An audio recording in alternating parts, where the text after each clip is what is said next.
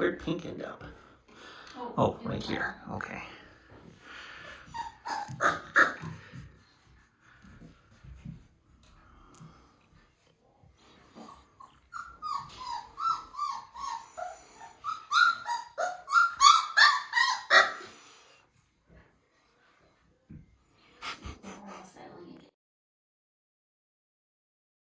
Hello, everybody.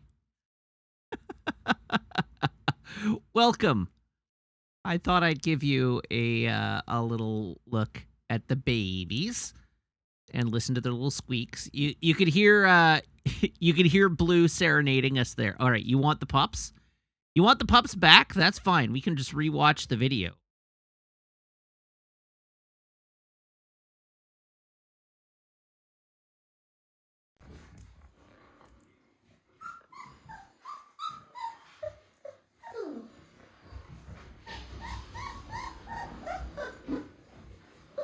Where'd pink end up? Oh, right here. Okay.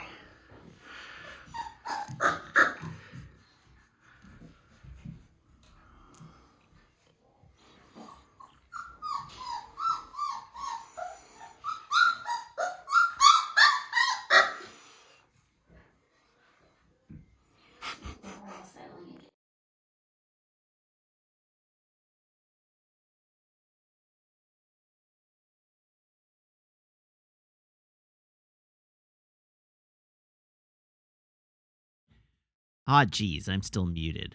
There you go. You got it a second time. Those are the babies. They're very cute. They make little squeaks and grunts.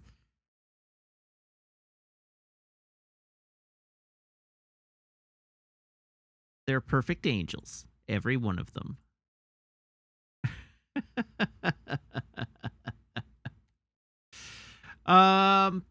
All right. I owe you a joke, so here is a joke for you. My friend and I have started a business where we weigh tiny objects. You could say it's a small-scale operation.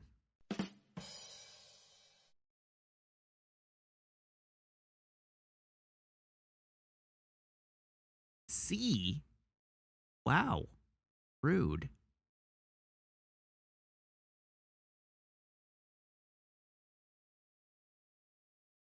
All right, so how was your day today, everybody? Did you have a good one? Did you have an enjoyable day? Did you get up to anything interesting? I didn't. Today was pretty uneventful for me, so I don't have a lot to talk about. The new She-Hulk episode was a lot of fun. It made me laugh several times. It was funny.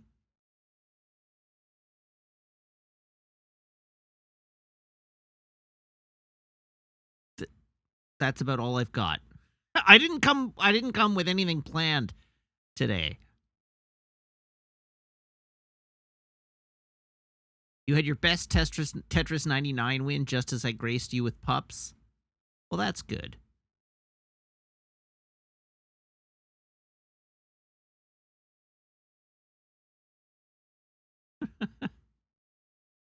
Somehow you're 2 episodes behind. Dang, you gotta keep up. Show continues to be super fun. I'm liking it a lot. Oh, right, Lower Decks! Ha! I'm probably a couple of episodes behind on Lower Decks. I forgot that Lower Decks was airing. Look at me. What a terrible Lower Decks fan I am.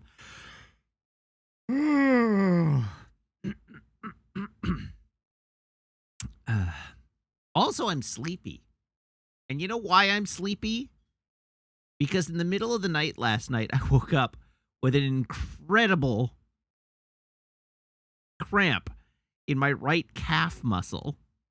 Just intensely painful. I rolled over and my leg cramped up and it jerked me out of sleep immediately into just a supernova of pain. And I laid there going for a few minutes, and then it released, and then I immediately fell back asleep. But it was enough to throw off my entire night. I didn't have an amazing sleep last night as a consequence. And of course today I've been hobbling around cuz my leg is like sore. The leftover pain, the remaining pain is still with me. Yeah, I imagine I'm probably dehydrated. That probably has something to do with it. I'm just a wreck. I'm just a human trash bag. I'm just falling apart at the seams. That said, I get to see my parents tomorrow. That'll be fun. My parents are coming to town for a short visit in celebration of my mother's birthday. So we're off to celebrate the birth of my mother, I guess.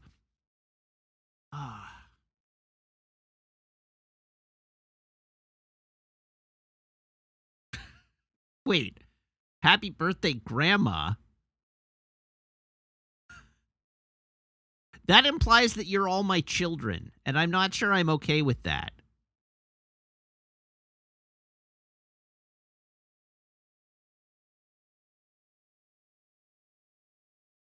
Oh, it's a questionable content reference. All right, sure.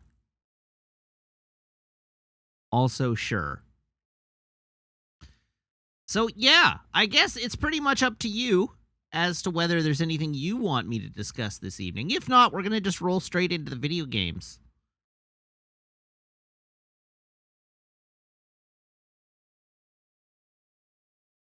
Sam Walk says, nope, I'm good. All right.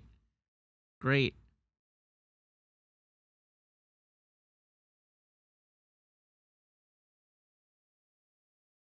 As far as I know, Lau, I am not an octopus.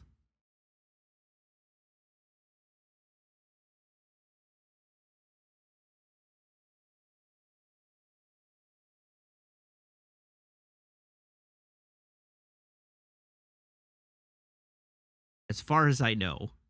Not an octopus yet. That's right. It's true. I did kind of throw off the start of the stream with puppies distracting the mods, so the beverage poll hasn't happened yet. How much potassium do I get in my diet? That's a great question. I have no idea. Meg just shouted not enough from the other room. So apparently not enough. Take a potassium supplement.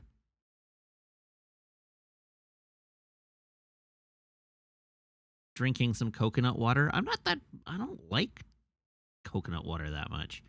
And I don't like bananas either. So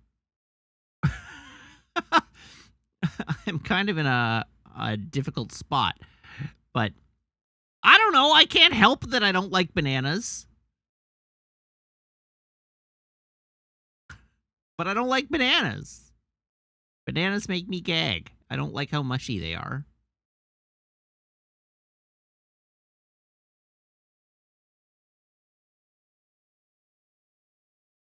Yeah, there are lots of other potassium-rich foods. I don't know. What foods are rich in potassium? Good dietary potassium sources. Let's see what the internet says. Because the internet is never wrong when it comes to questions of potassium, or it comes to questions of nutrition. What do we got? Dried fruits like raisins and apricots, beans, lentils, potatoes, winter squash. No! Stop that! Spinach and broccoli, beet greens, avocado, bananas, cantaloupe, oranges and orange juice, coconut water, tomatoes, dietary plant milks, yogurt, cashews, almonds, chicken, and salmon.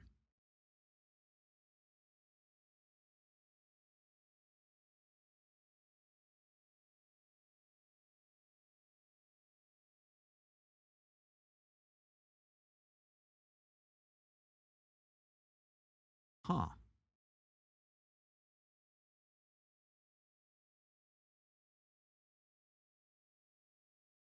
Well, now I know. Izandai, if you have a banana in the kitchen and it's overripe, that just means it's time for banana bread.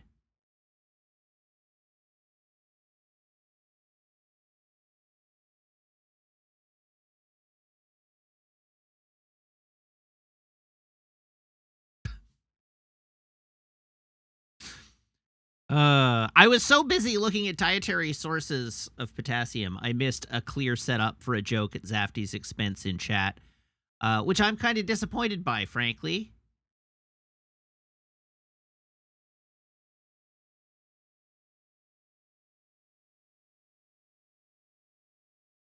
I have been denied my opportunity to roast Zafty today. I don't know what your warning was. What warning?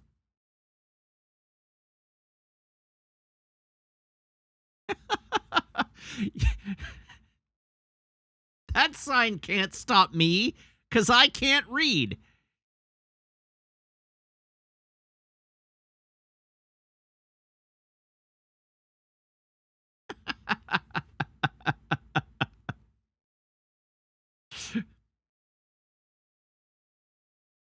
Alrighty then.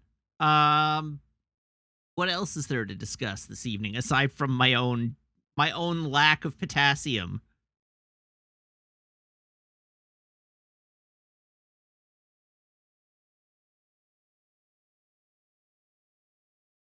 I still haven't done anything with these magic cards on my table. And so now I'm looking at them like, I wonder what the most expensive magic card in that set of magic cards that I bought was. Not including the one I bought on stream yesterday. And the answer is indeed that it was Oko. Because I bought the borderless variant of Oko.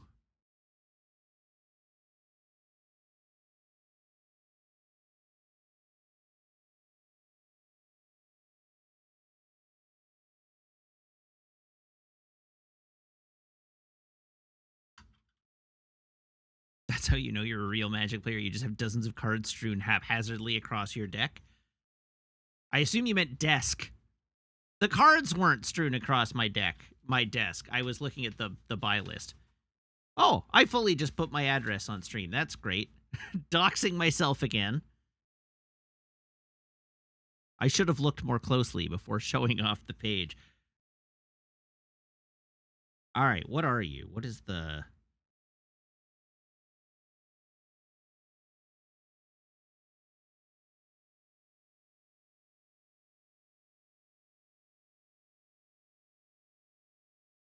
I'm now looking for the card because I'm curious. Not you. Not you. Ah, here we go. Heroic Intervention. Permanents you control gain hexproof and indestructible until end of turn.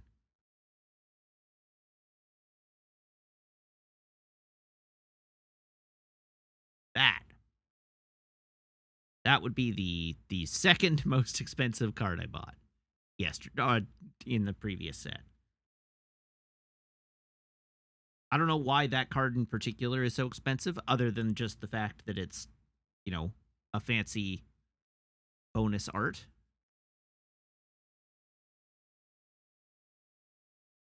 Anyhow, after all the conversion, it is a pretty powerful effect. That's true. After the conversion, the card I bought yesterday, the Uro, I think I understand why Jer didn't recommend it, because it came out to be quite expensive after the exchange rate. Yeah, the amount I told you was US dollars. I said that at the time. So it turned out, because I just did it, because chat peer pressured me into it. I say peer, I really mean subordinate. Because chat pressured me into it, I just bought it. And then I saw my credit card bill today, and after exchange, it came to $60 for that one card.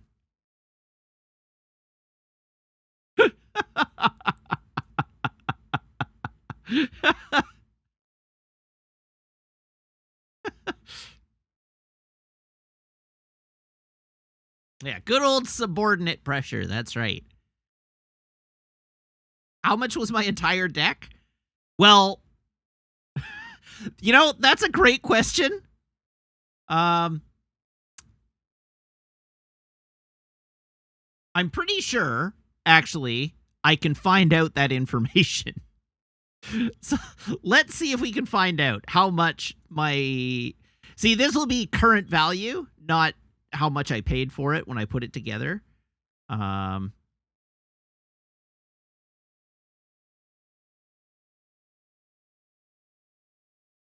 me see if I can find the deck list.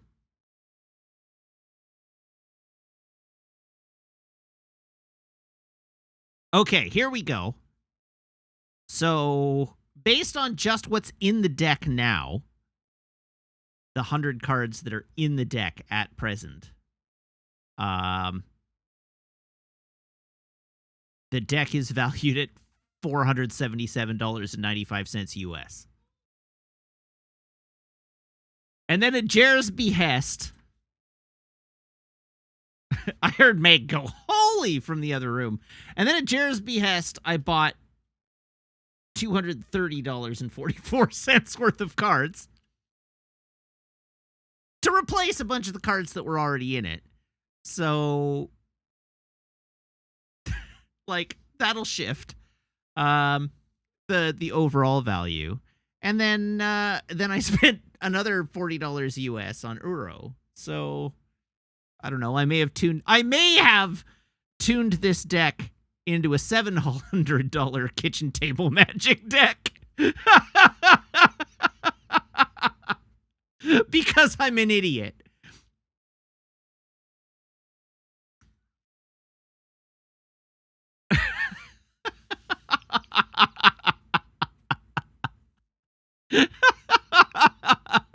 So still in the low end. That's right. That's right. I don't know. What's the most valuable card that's currently in the deck? Oh, see, these prices aren't totally accurate. Oh, no, they are. So the most valuable card currently in the deck is a foil Avacyn Angel of Hope. There just is a foil Avacyn in the deck. So that's in and of itself an $80 card.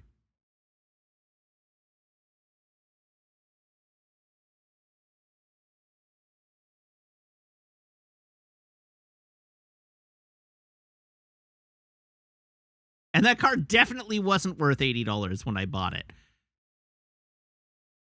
Actually, it's funny because the cards that I put in it that were worth a lot of money when I put the deck together are now worth way less.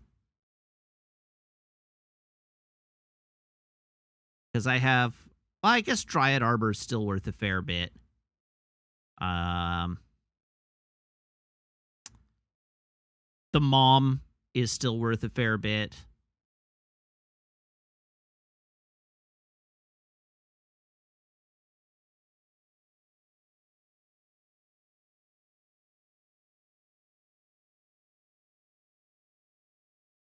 I'm just looking through it to see what's in here that's, like, got value.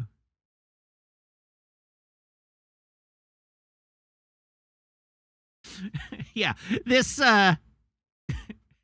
this deck absolutely is like my version of Magic Stonks. Oh, what the heck is it called? I have a Noble Hierarch in here, and when I put it in the deck, it was much, much, much more valuable than it is now. Prices come down on Noble Hierarch. Jimcat asks, have I sold my Magic cards? The answer to that is no, but I'm going to try and deal with them this weekend. While I was away, while I was on vacation, I did have a good bite from a guy who was quite interested, and I sent him my card list I sent him my card list with all the prices. Like, I didn't even want to get into it, like, at the start of him trying to tell me the deck wasn't worth it, or the cards weren't worth it. So I just sent him with my pricing list, priced out against individual prices listed from both Card Kingdom and SCG. And he came back to me and he's like, all right, I've had a chance to look this over. I priced them all out against TCG Player, and the best I can offer you is $1,300. And I was like, all right, well, I'll get back to you when I get back from out of town. So earlier this week, I went through the whole thing again on TCG Player to see what he had seen. And the value of the deck was no. You'll be relatively proud of me on this. So the value of the deck was $1,200 off the buy list, or considerably more. I mean, it's still basically like $1,900 US at retail, right? Like still quite high. But yeah, $1,300 US off the buy list. So I came back to him like, listen, I want to be super reasonable here because I just want them gone. So what would you say to 1,600? No, he offered 1,300 Canadian for the set.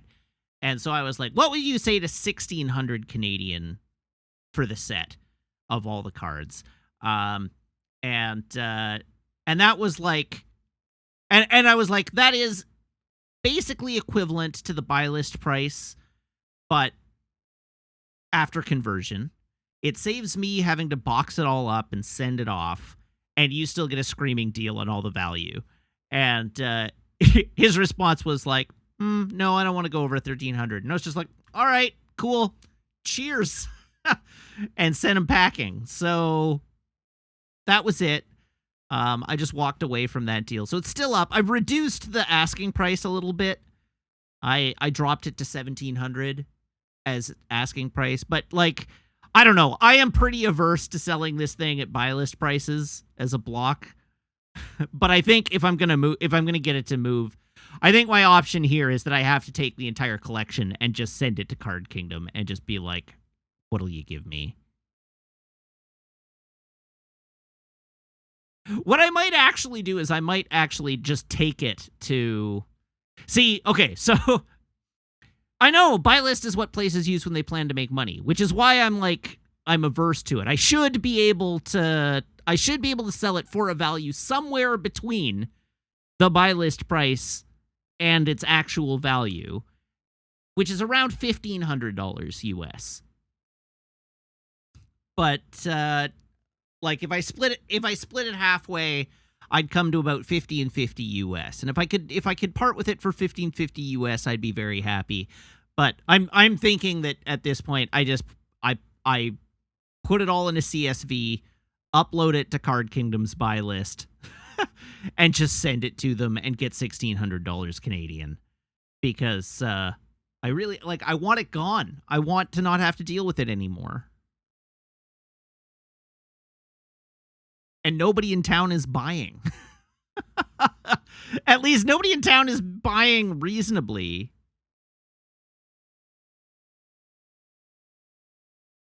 Yeah, Sniper Pumpkin is right in that buy list prices aren't really a scam. You're just paying a premium to not have to find a buyer.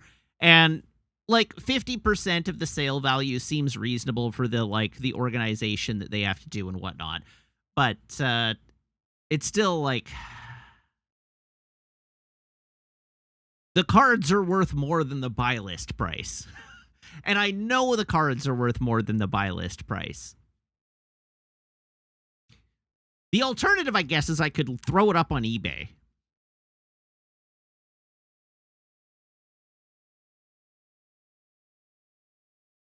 That's a possibility. That's the thing. With a collection of this value, people aren't going to buy it to build a collection. They're buying it to resell. And so really... I mean, maybe what I ought to do is stop selling it as a single lot, and take just the money cards, sell those as a lot, or put them up as a list, and like you can buy individual cards off the.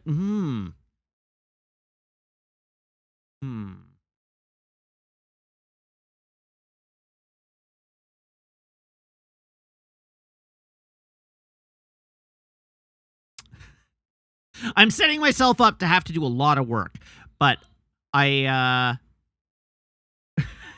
So, Samhook says, the more time you put into this, the less I believe you just don't want to deal with it anymore. The problem is that I want the money. I want the cash. But now that I have a card list with accurate pricing for all the cards, I could just list the cards.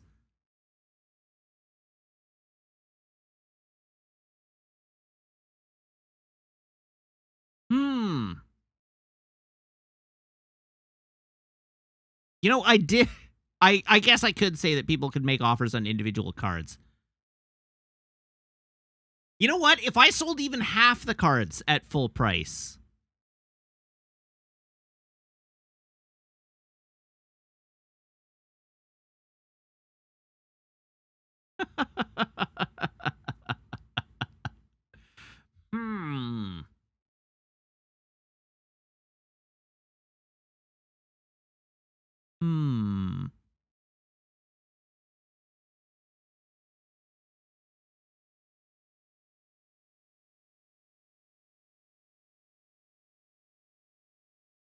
Why is this a bad idea? Why is listing just the money cards on a per card price and just let people buy the money cards? Why is that a bad idea? I don't understand why that's a bad idea. That doesn't seem like a bad idea at all. I mean, no, I'm not going to ship them. They have to come pick them up.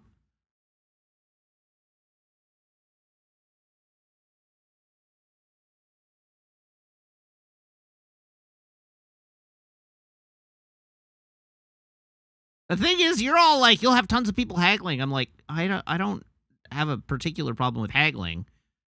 As long as we can find an agreeable price, I'm happy to haggle. And no, I'm not planning to invite people over to my apartment. I meet them in a nearby parking lot. Like a responsible adult.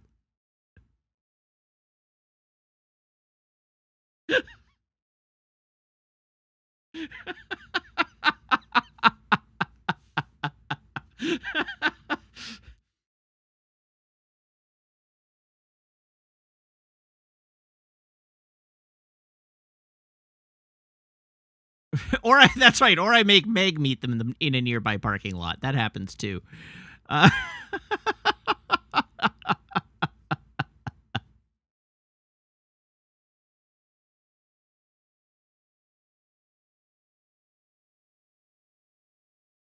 See, you all are way more down on the process of haggling than I am. My experiences with haggling, except on the magic cards. The magic cards has been the pits, but I have sold many additional things on the internet over the past few weeks with basically no trouble at agreeable prices to people where we have arrived at mutually beneficial transactions. And I feel like I should still be able to do this. But you're right, those things aren't magic cards. And magic nerds are the worst, as we've discussed earlier. Hi, Meg. Hi. I bet you can't wait to play against my new deck, hey? I can't wait to beat you with my pre-con deck with Your $39 deck, my yeah. $39.99 Canadian dollar deck. I'm very excited. Did you see how cool these cards look? Did you actually get to look at all these sweet cards? This is the very first time I've seen all of these sweet cards. Okay, cool. Here, let's do it. So we've got I'm gonna show everybody the cards. Didn't you do this yesterday? No, I didn't show all of them. Oh. So we have the Azorius Chancery. That one looks expensive. I mean, we could. It look doesn't at the have list. no, we don't need to look at the list. It just looks expensive. I don't think it's Because it doesn't have a border. I know. It's well, like I bought the full fancy or ones. Outside, like there's no border. Yeah, so we have the Azorius Chancery. Ooh. And we have an offer you can't refuse. Yep. Nice. It's blue. I have Ornithopter of Paradise. It's very pretty. Ornithopter of Paradise. Oh, heck. This one's real shiny. Yeah, this is Broker's Charm.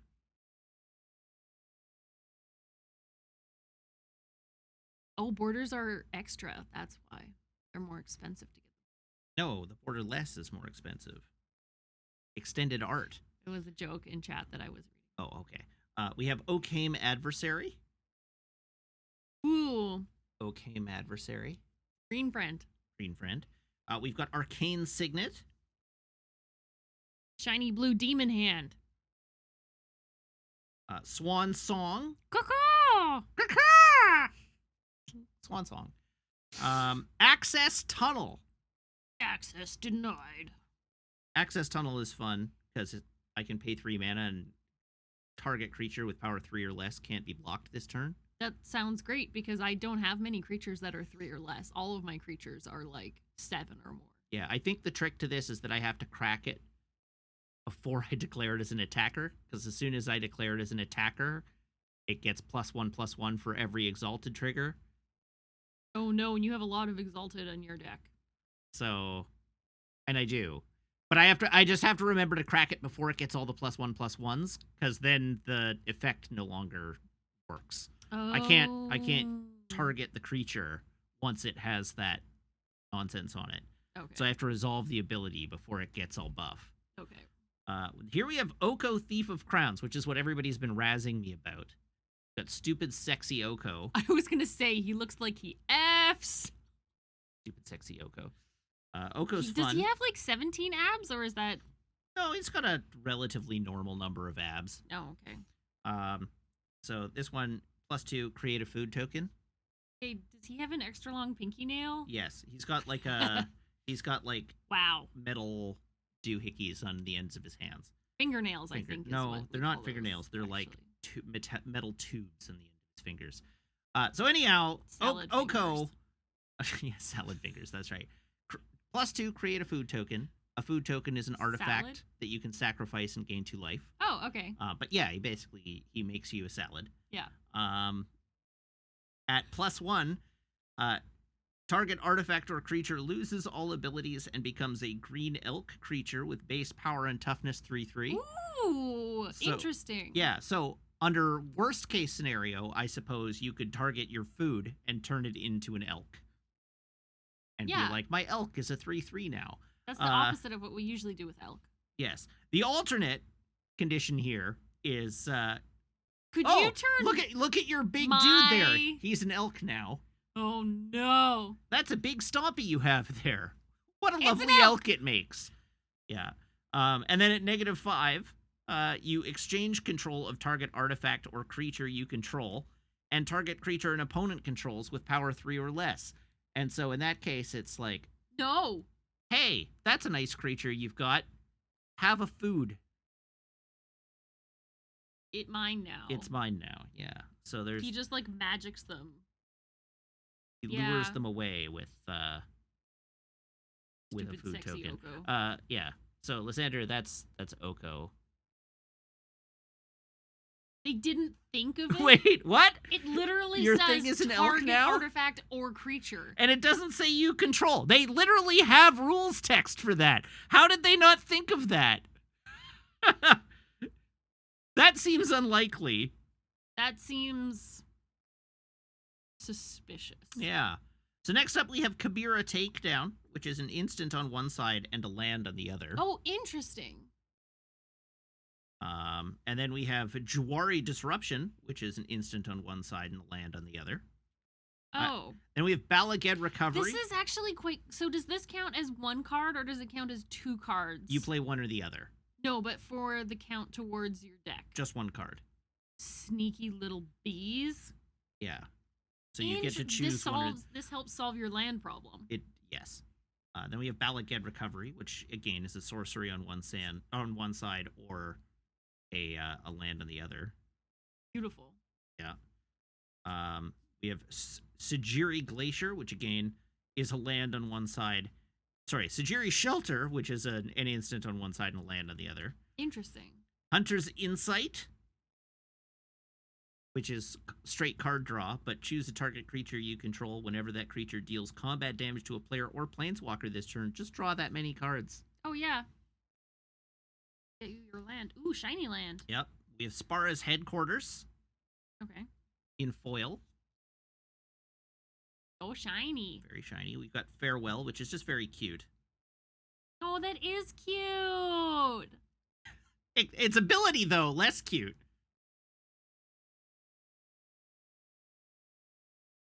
uncute.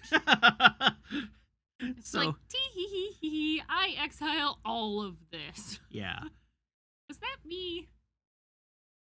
there you go. Very cute. But choose one or more of exile all artifacts, exile all creatures, exile all or enchantments, or exile all graveyards. That would absolutely destroy my deck. Yeah, your deck would not be happy about that. No. I need to talk to Jer. We have a Beast Within. We have a Guardian Project. No one's ever going to want to play Magic with you ever again. Well, Jer has already volunteered, in fact. I think... Whenever a non-token creature enters the battlefield under your control, if it doesn't have the same name as another creature you control, or a creature card in your graveyard, draw a card. Which in this Commander like is just elk like... problem. No. This one is... the elks are tokens, so they don't trigger this. But because it's Commander deck, every creature is distinct. You can't have two of the same creatures, so just everything procs a card draw. Yeah. Chart a course. Then we got ourselves a Rogue's Passage, which I saw somebody, I think it was Diabor, commented on, which is just 4 mana, you can't block my dude. Yeah. Welcoming Vampire. Very welcoming vampire. This welcoming vampire is a misprint. Is it? Yeah, the hologram is off kilter. Ooh. Now it's worth more money. Off kilter than usual. That's like quite easily invisibly off kilter. Look, the hologram's in the wrong spot. That's special, right? I don't think that matters, but Eek. It is. Do I have Suspicious Bookcase to go with Rogue's Passage? Is Suspicious Bookcase actually a thing? Beast Whisperer?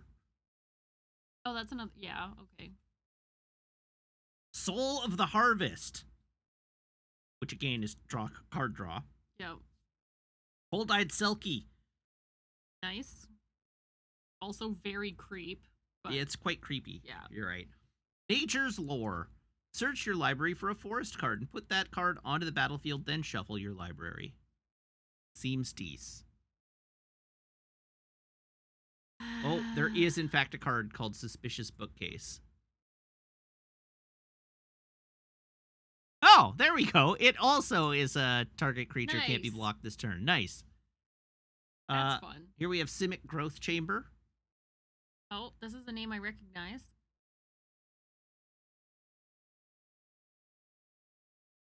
Oh, and then you just put land back in your hand. Yeah. So that's Oh, so if you have a thing that Full triggers art. whenever you play a land. so this is You can- yeah, sort of. Like you can take advantage Yeah. of landfall like that, but also it's just it's a negative effect because every time you tap it you get 2 mana. Oh, that's butts. Yeah. Oh, this is the key of your deck. Same with Selesnya Is Sanctuary. the weird 2 different flavors when you tap a land Yes. situation. Enter of the Meek. This is an extremely dope piece of card art, by the way. Yeah. It's like just dude guy like teaching a goblin how to swing a sword. Yep. Heroic Intervention.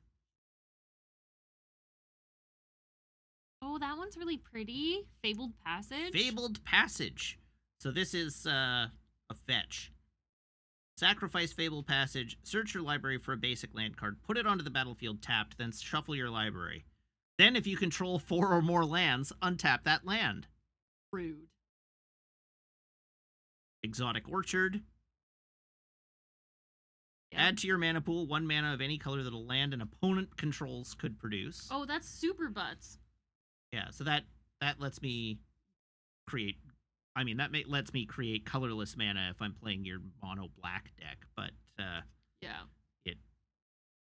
if you have overlap with my deck, I can use it for That's mana trouble. that benefits Okay, me. so I need like a red black deck now. Okay. Sea of Clouds, which again, it's pretty. It's just a sea of clouds. Reflecting Pool, Bountiful Promenade,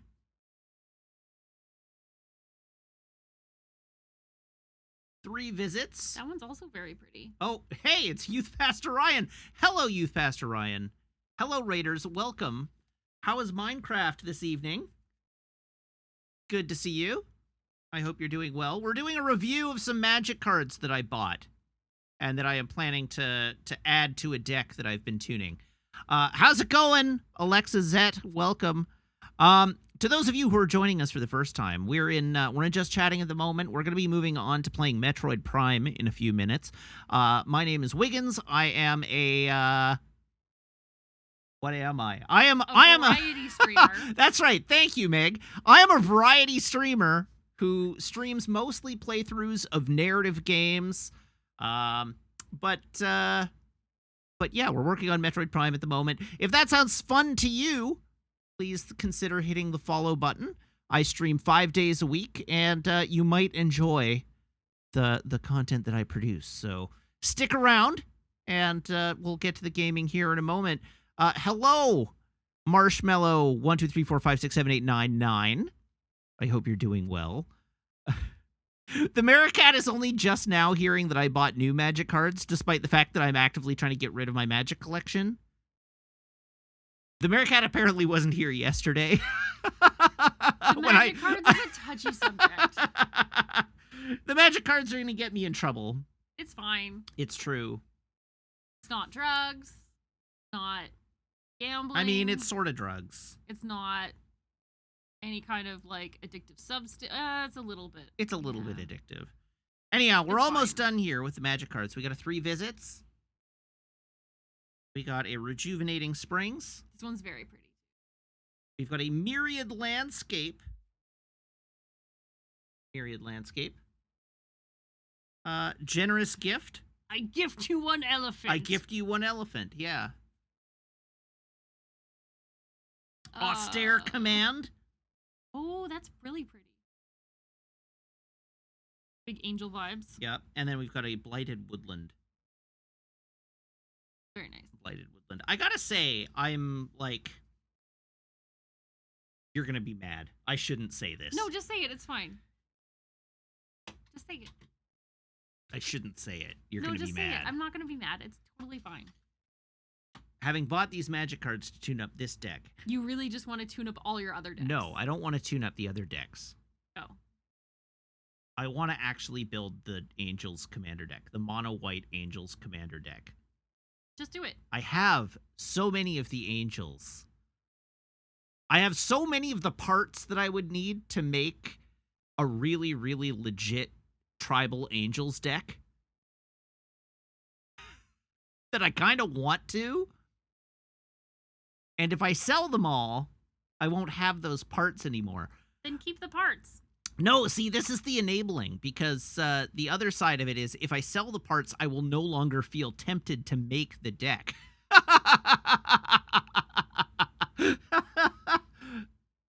Well, there's more. There's more Angel Tribal cards. Yeah, I'll have to think about it. Honestly, if you're thinking about it, we don't, like, we've been decluttering, but we don't have to declutter things that still bring us joy. I suppose and that's things true. That, like, It's the kind of want. The Marie Kondo treatment. If things give us joy, we're allowed to keep them. Yes. But like, chat, you're all enablers. You know stuff that? Like the boxes, like the Guitar Hero guitars that have never been used in the existence of our relationship. The, like, stuff like that is the stuff that get rid of. But yeah. And, like, to be honest, even the box of magic cards doesn't take up that much space. That is true. It doesn't take up that much space. Plus, it means I can buy more rocks. Does it? Does it mean you can buy more rocks? Yes. Chat will back me up. Matt gets to keep magic cards, and I get to buy more rocks. It's either that or we have to go on vacation to get more rocks. And I assure you, buying more rocks in this fine country is way cheaper than me mailing rocks from across the world. See? totes legit. Is Super it legit? All I right. have weaponized chat against you. Oh, we knew that. You've weaponized chat against me long ago. Wait, how does this? There you There go. we You go. figured it out. Got there. You got there. Here. We got there. Got there. I looked at Righteous Valkyrie, but it didn't strike me as interesting. But I didn't actually read it very closely. All right, whenever another angel or cleric enters the battlefield under your control, you gain life equal to that creature's toughness. As long as you have at least 7 life more than your starting life total, creatures you control get +2/+2. That seems, I mean, that certainly seems tribal.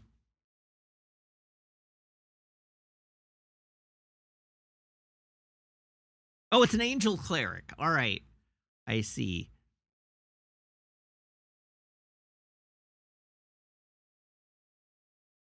Alrighty, what do you got? Why am I asking you? I'm the one in charge here. What have I got to move us on to? I think it's time we do our traditions and then make with the video gaming, huh?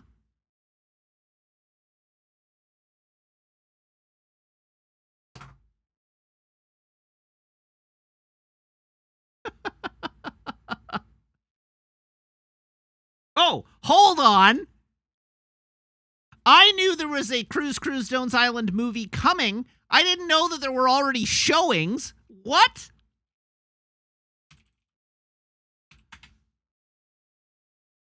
Pardon me.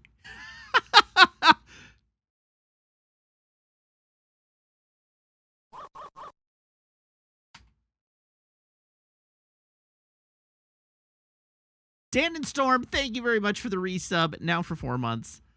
Gundam. What?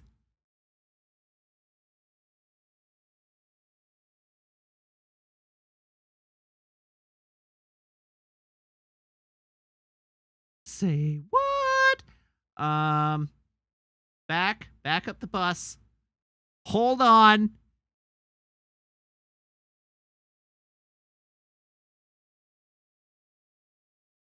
This is critically important. Where is it showing? Silver City Riverport. How did you get tickets for International Village? I don't see it showing in International Village. Oh! It is showing in International Village.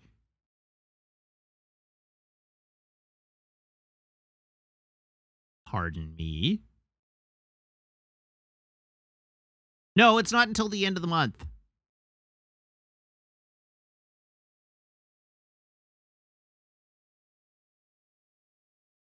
Huh. No, it's showing in more than one place in BC. I've found it at 3 theaters in BC so far. Oh heck. What have I done?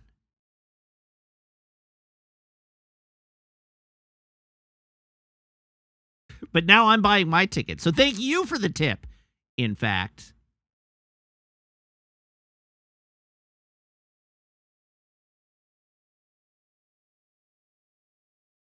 Seven o'clock on Thursday. Okay, so it changes theaters on different days.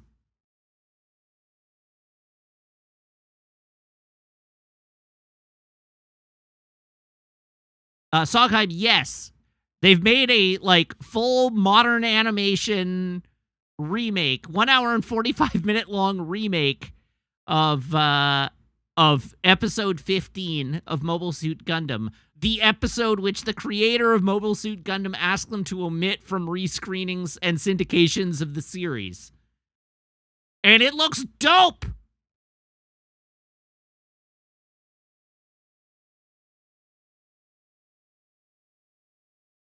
And I think I'm going to see it on the Thursday.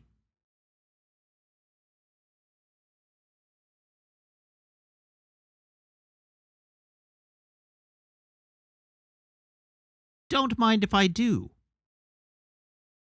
Why did the creator ask that? Because it was not good. Not only was it bad, but it was also, like, off-model.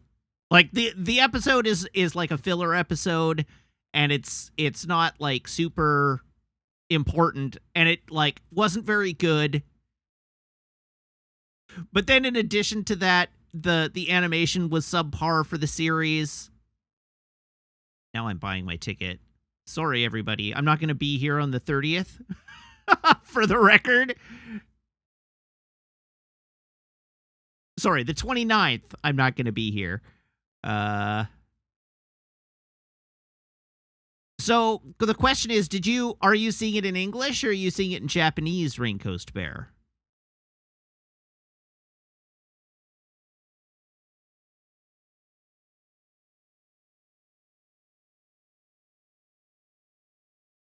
Here, now that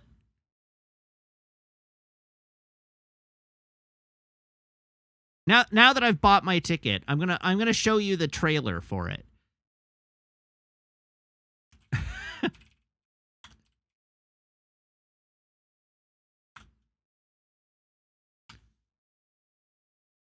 Let's watch the rad trailer.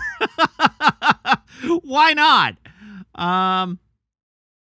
Apparently there aren't English dubs. There definitely are, because Cineplex is listing it as both in English and in Japanese with English subtitles, and they have different showings.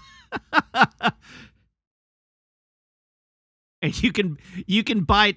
Oh, there aren't English dubs of the original episode. Yeah, no, the movie has an English dub. All right, real quick, let's scoot over to the clip reviews. Oh, right, I still have the puppies up. Well, so long, puppies. It was nice knowing you.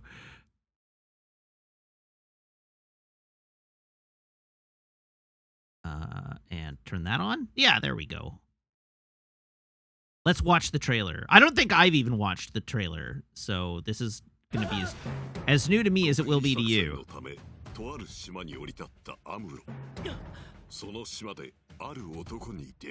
This has no subtitles, so that's no good.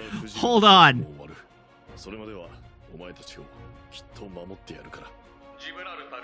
Oh no, this is not... There's no English subtitles. Here we go.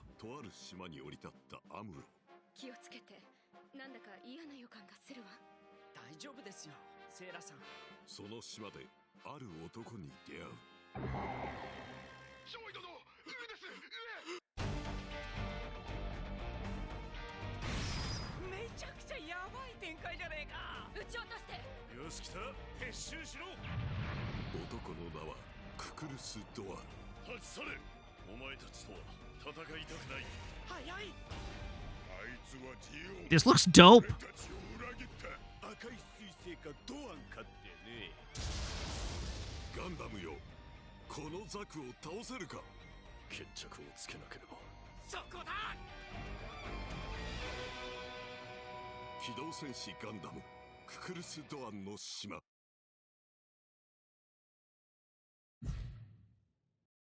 Ah, there we go. It does indeed say subbed and dubbed there.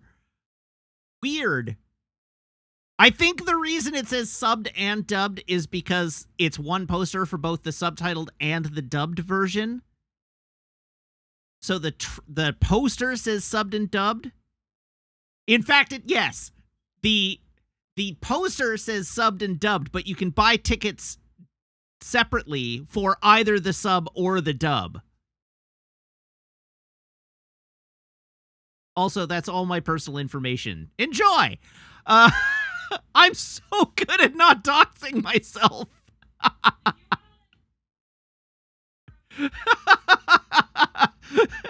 Yeah, it's just a matter of time, really. I mean, it's not like you didn't know my email address.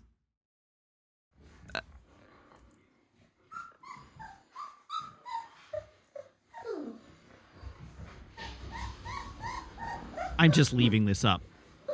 Where'd pink end up? Oh, right here. Okay.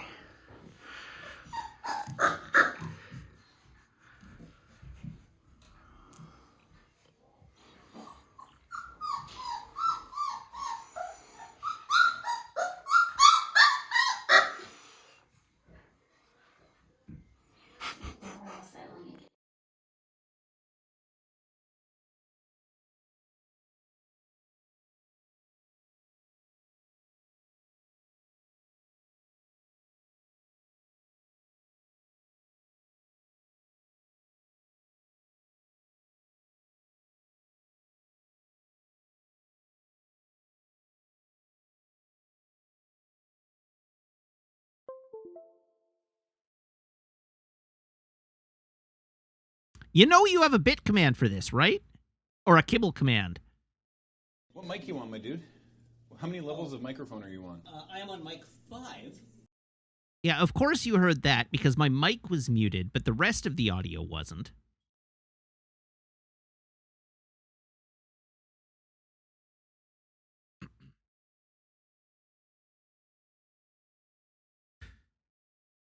And now I've been pulled into telling another joke. Shame. Shame.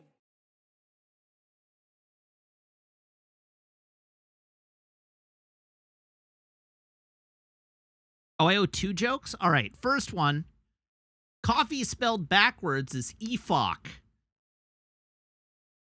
So you should just know that I don't give EFOC until I've had my coffee.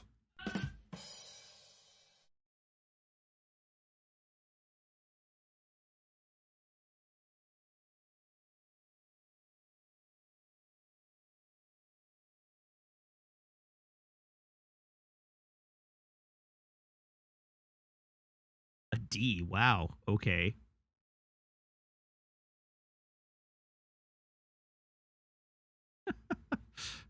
Jeez.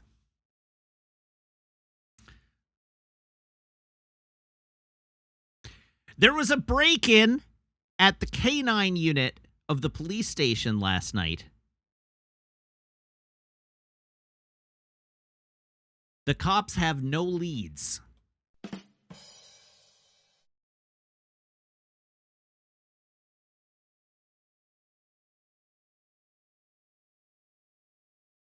Hello, Angus Beef. How are you? Jim Cat, for the purpose of explaining the joke, lead. A lead is another name for a leash. It's a dog lead. So there was a break-in at the dog division of the police department, and the thief stole all the leashes, so the police have no leads. It's a very funny joke, I assure you. As you can tell, now that I've explained it, it's much funnier.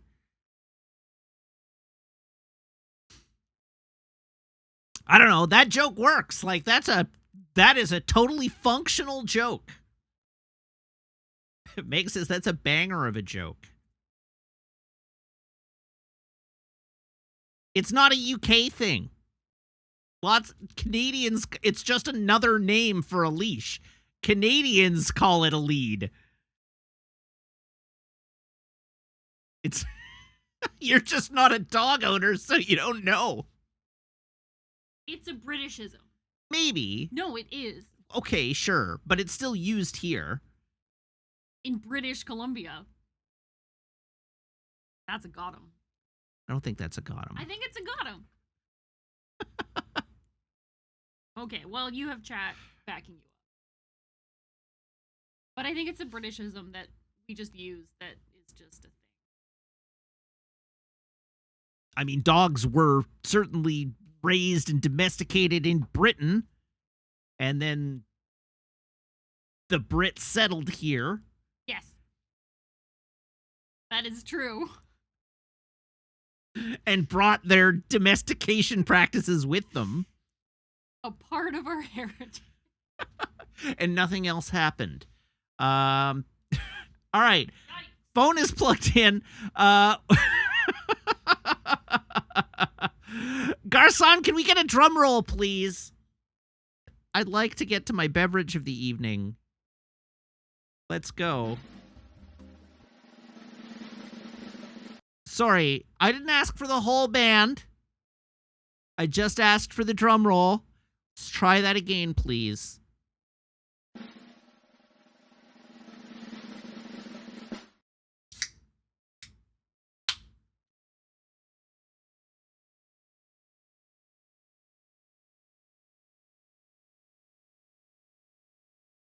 We have ourselves a delicious and nutritious Coca-Cola Zero Sugar. Taste the rainbow.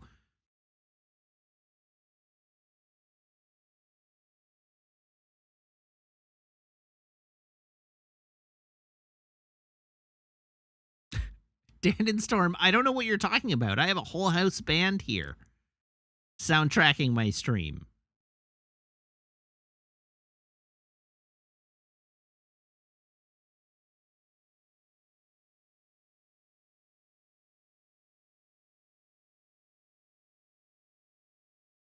Okay. We're done here. It's time to move on. Let's play a video game, shall we? It must be crowded in that office. Yeah, I mean, you're not wrong.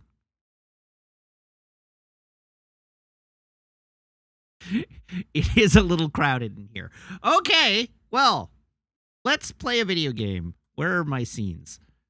Video game. Hey! Right, I haven't turned the GameCube on yet. Everybody, here we go.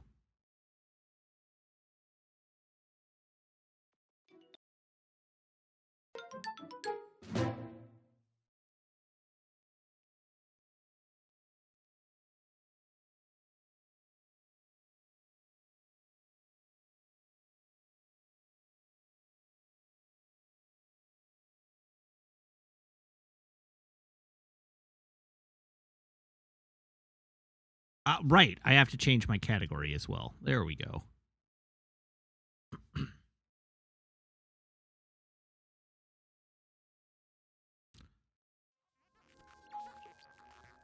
Aw, yeah.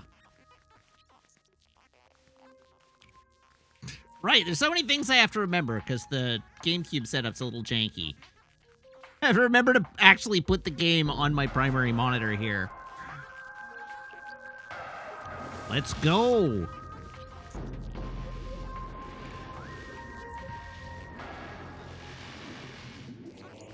Ooh, 13%. We made good progress last night.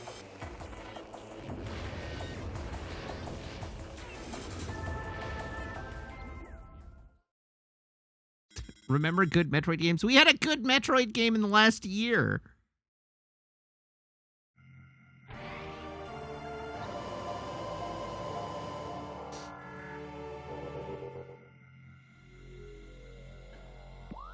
All right. I had a place I needed to go. And it was this way, this room. Dread was certainly much better than I expected it to be.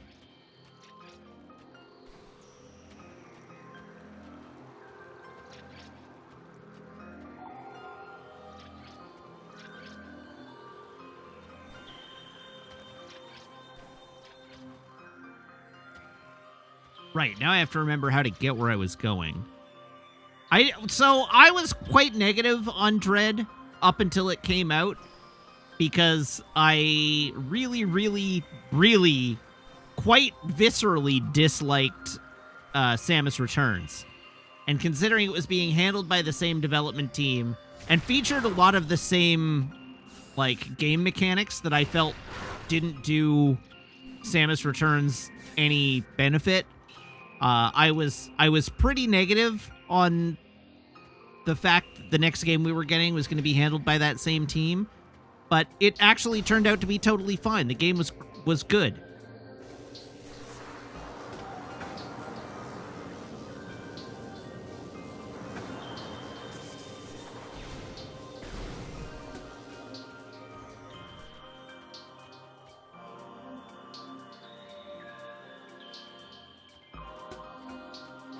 What do you mean I don't know about good? Apparently there's like a cottage industry of Metroid Dread hate that I'm not aware of?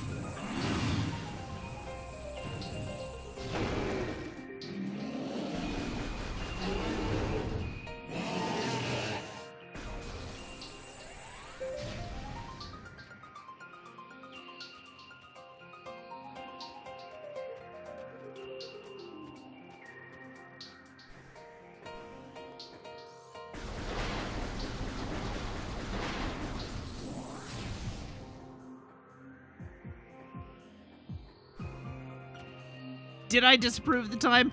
I don't remember.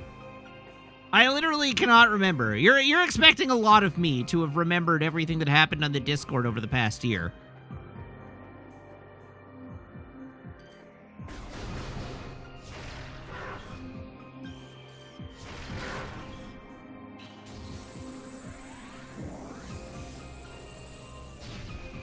This was like a month ago. That's still asking a lot. I'm sure it was a very well-articulated opinion. I'm not trying to, like, shade you or anything. I just genuinely don't remember this conversation. I mean, I sort of vaguely remember that a conversation happened. I just don't remember the details.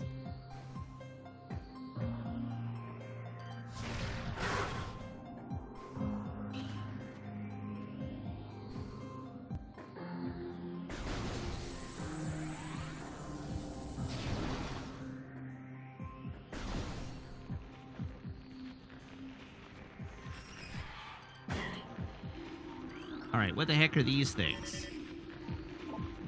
Ice burrowers. Burrowers adapted to sub-freezing climates.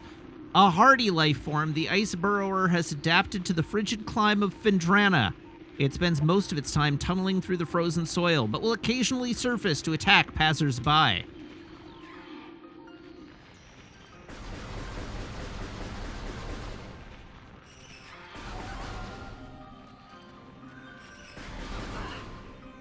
Wow, rude. How dare.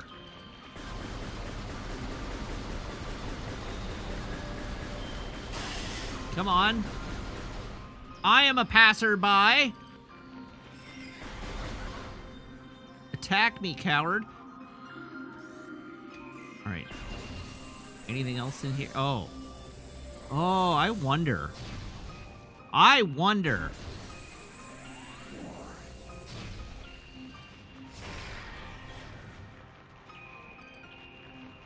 I wonder no more.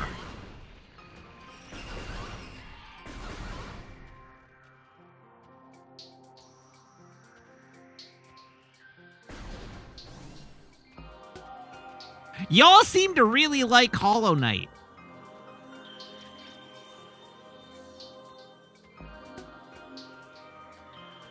Except for Azandai, apparently. Azandai seems to think you're all wrong.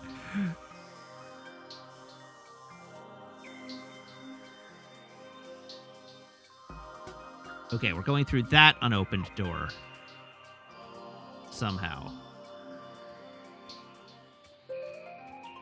Where did I come from? Where do I go? Ah!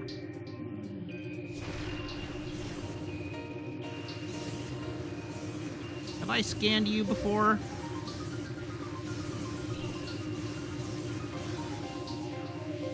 Pulse bamboos.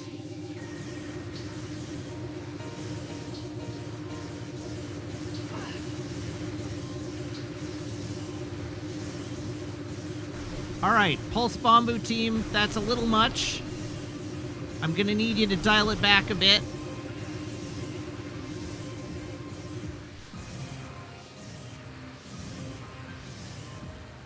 Sam Wonk, you've said your options for movies the next couple of weekends are see how they run this weekend or Don't Worry Darling next weekend. See both.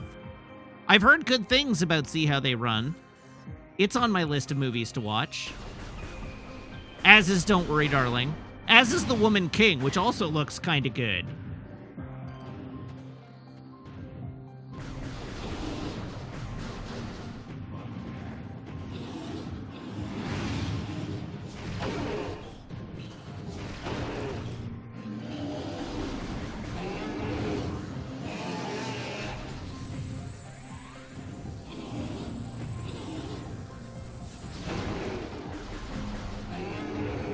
Okay, we're gradually getting better at the control scheme here.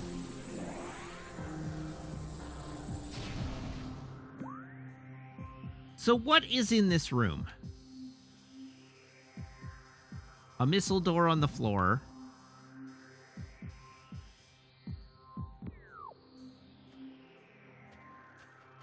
Missile door over here? On the other side of this wall. Yes, fully charged shots do seem to do more damage than missiles.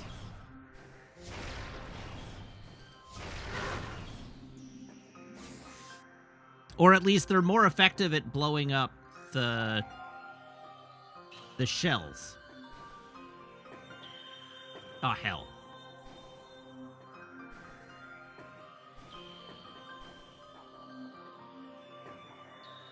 Okay, well, we've got more lore here. New Chozo lore entry has been downloaded to your lore book.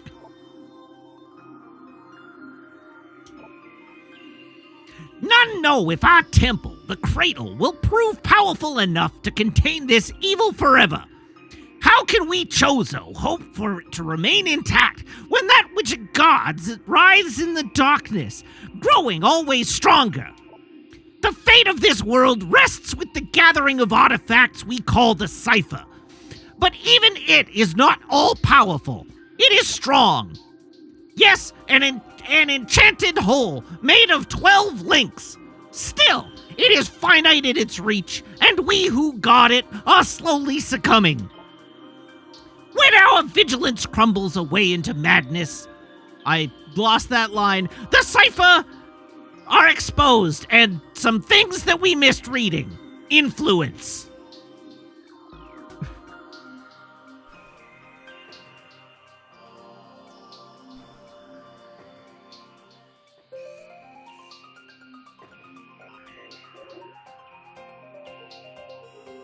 Unusual energy patterns detected. All right, then.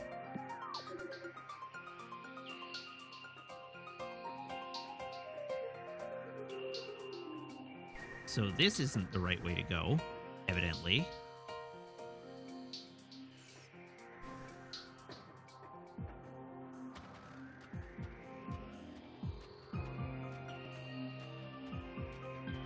Ah! There's my missile door.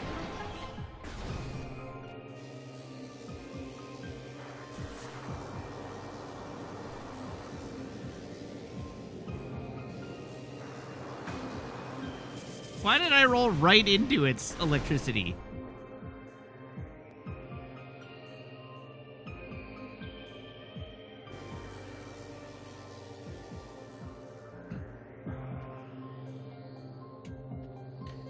All right, what are we doing here? Where am I going? Down, apparently.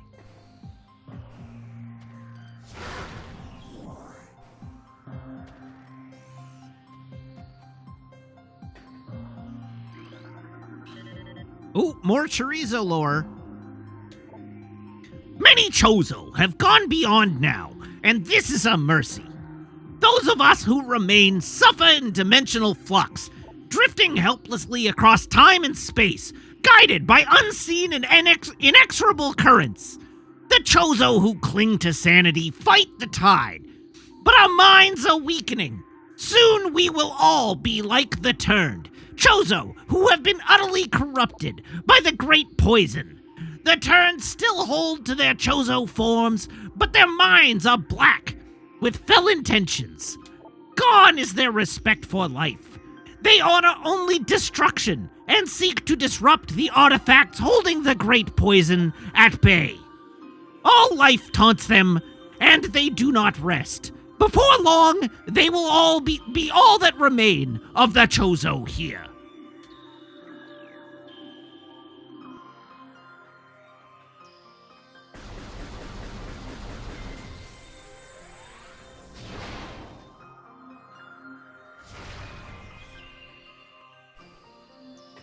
Box is too strong, apparently.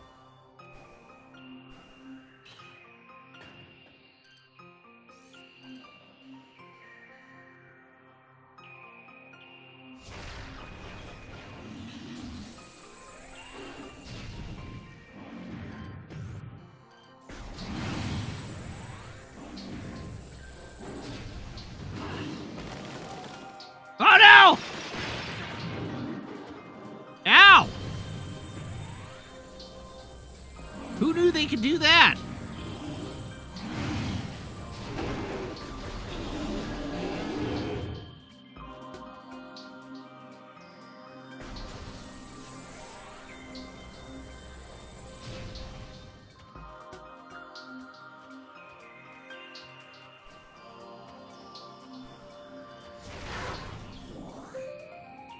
What are you for?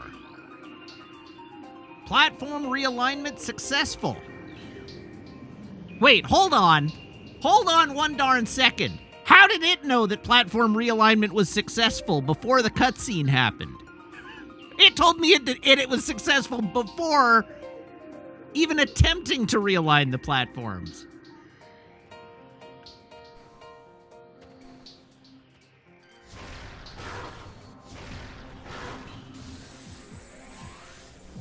I'd like to file a bug report to the creator of this interface.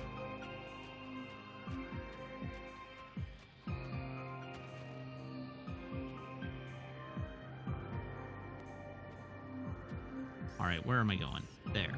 Whoop.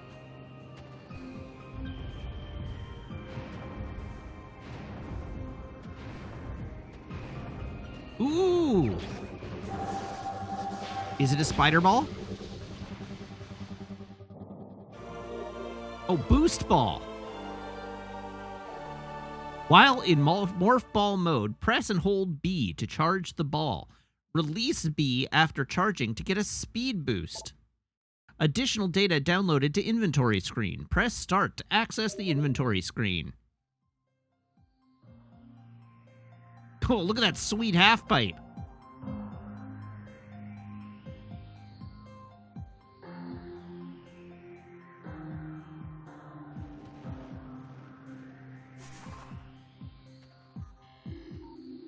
Oh, I forgot to scan that, too. Well,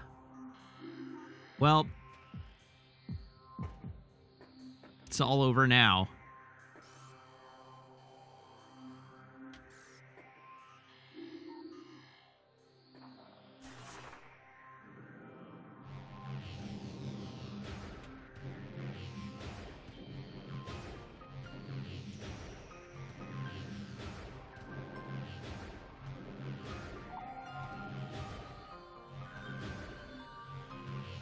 Aha, I made it.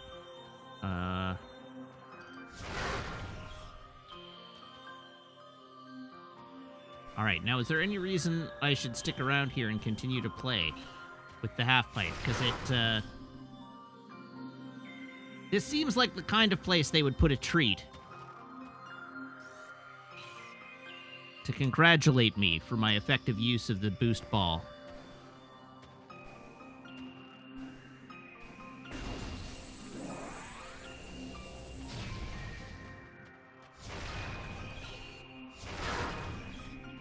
Heaven is a half-pipe, you're told. That's an old reference.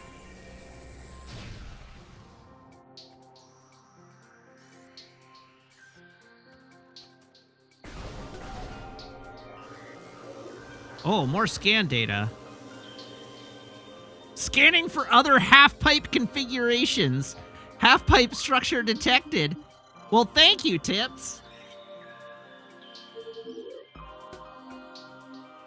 Okay, I guess we're done here. The game's just telling me to get out.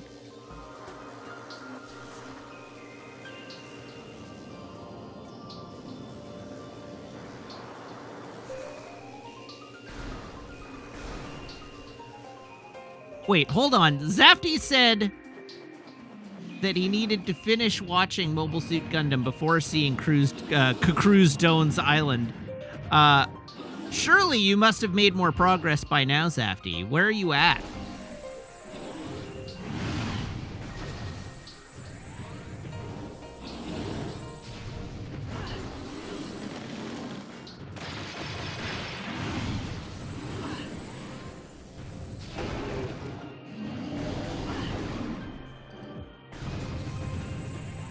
Episode 20-ish? Yes, I did scan one of these.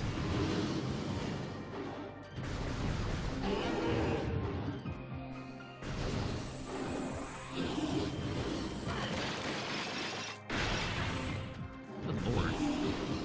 What am I doing? Oh no! Why am I so badly pinned? Jeez.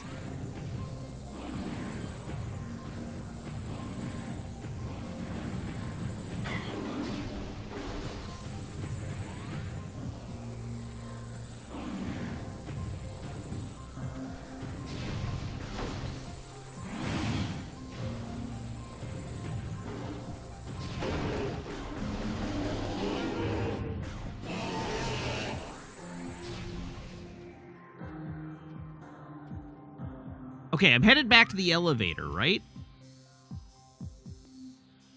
How do I work map? Oh, God, how do I work map? There we go.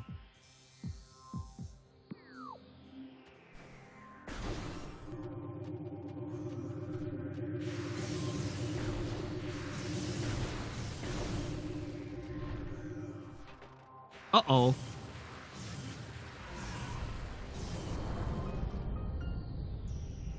Uh-oh.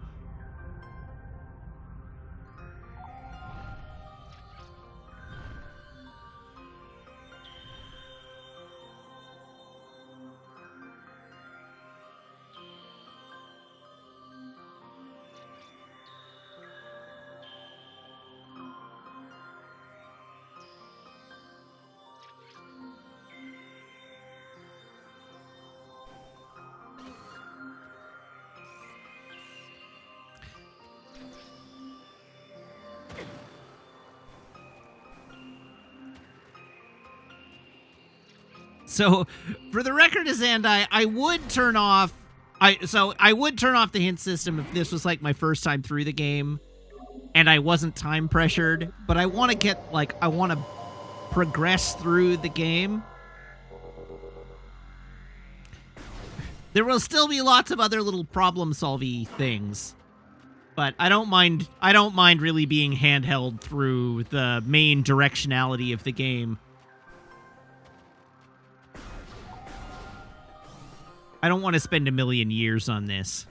I'd like to, I'd like to change up the games a little more frequently, as we've discussed in the past. And then vaulted straight into a 40-stream long run of Red Dead Redemption 2.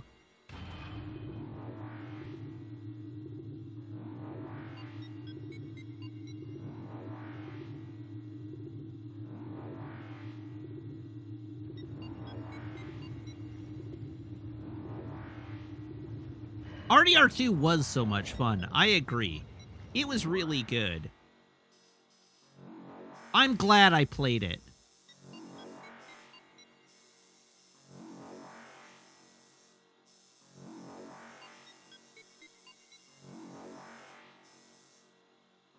Chozo Ruins. So that's where we want to go. So we're coming out this door and taking a left.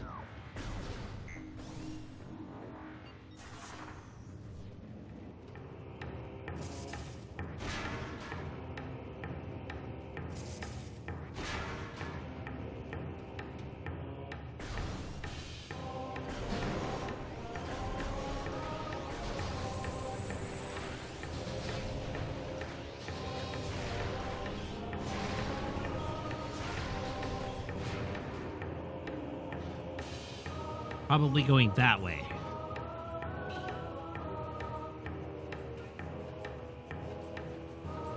I just have to figure out what the fastest way to get that way is. Oh, geez. Oh, no. Oh, no. Oh, God. Oh, Jesus.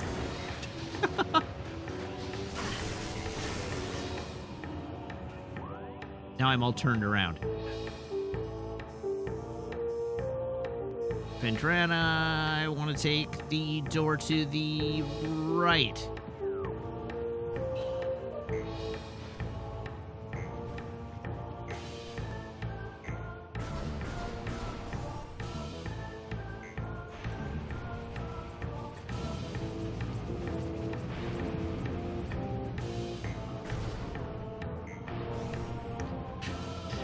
And yeah, damn, I really like games that let me be a full-blown Chaos Goblin. I think they're a lot of fun.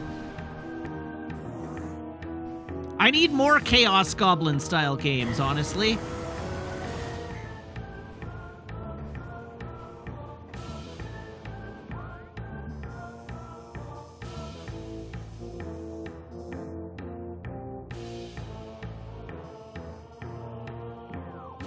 Is there no way for me to get over there from here?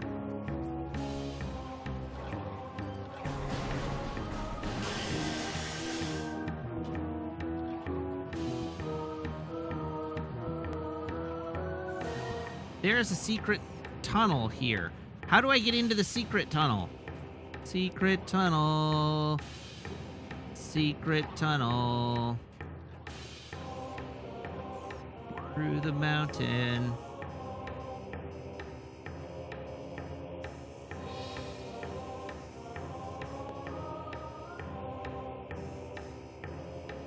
It kind of looks like I'm looking right at it, doesn't it? Aha!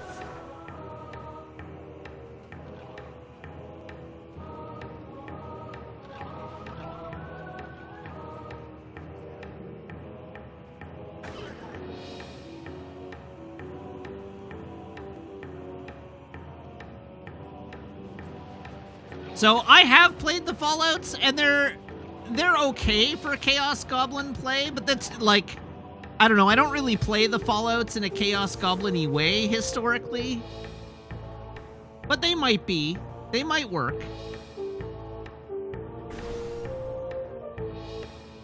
I don't know if you've all noticed, I immediately got distracted from what I was doing and went and did something else.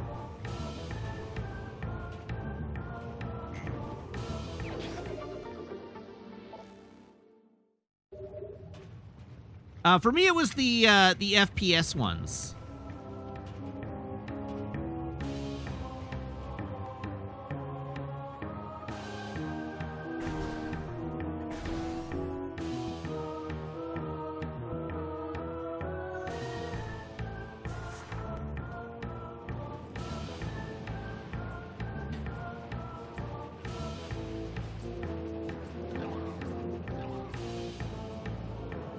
I mean, so it's fair to say that you don't believe me when I say that I don't play a game like a Chaos Goblin, but also the way I play games in my own time and the way I play games on the stream are a little different.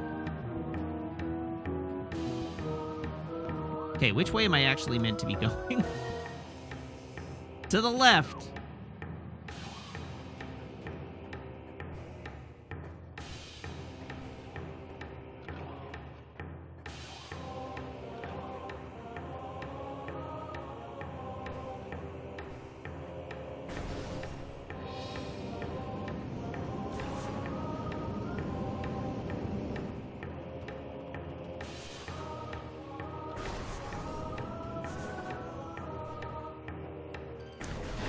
Yeah, that's the thing. I did play Mass Effect really Paragon, and I, like, in games with a morality system, I tend to play, like, good guy. Very good guy. And so if a game isn't amenable, I was 100% white hat in RDR2.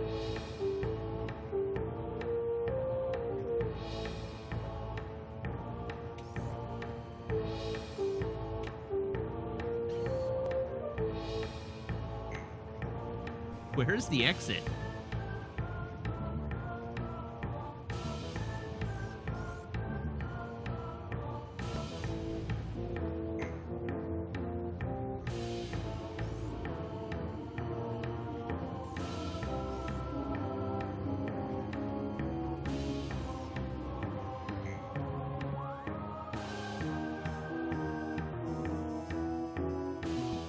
The game sure does seem to think there's a hole here that I can't see. There we go.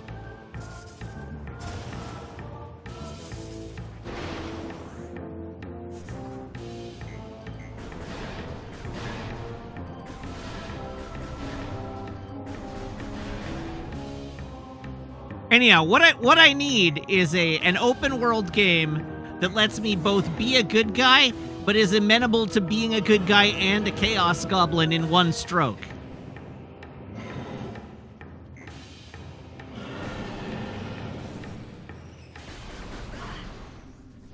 I need to be able to be a good Chaos Goblin. Saints Row, hey?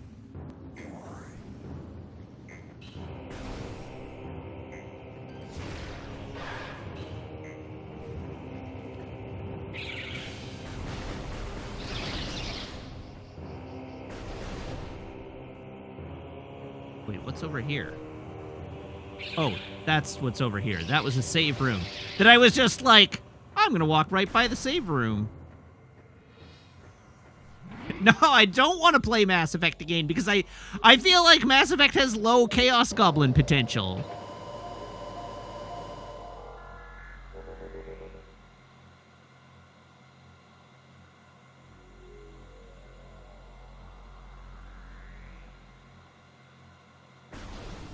You're right. I should play Andromeda at some point.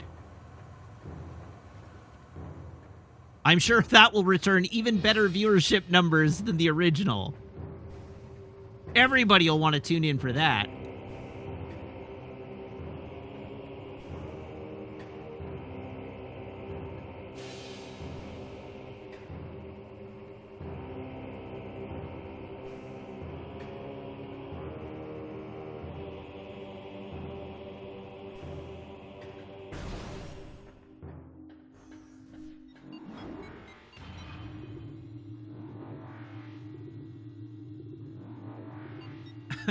Wasn't viewership for Mass Effect pretty good until you spent 20 streams strip mining the galaxy? No!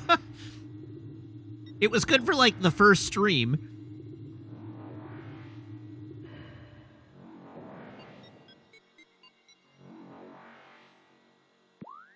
Alright, where am I going?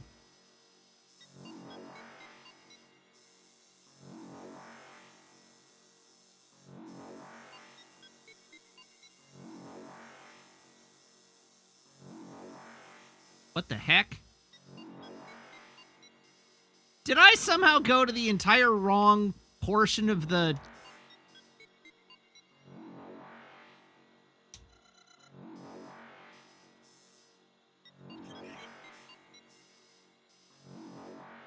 Sure did.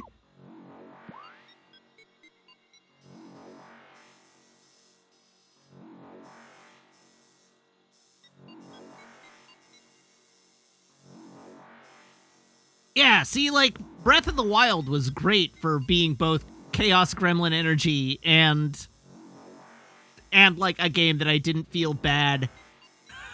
I didn't feel like I was being a bad guy.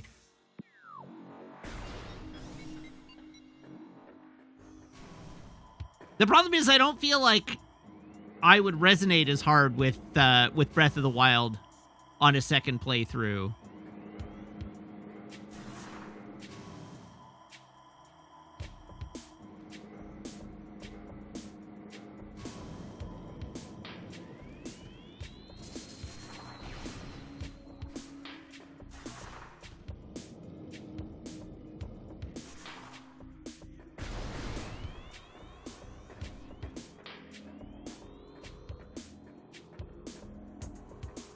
All right. The Yakuza recommendation has been noted.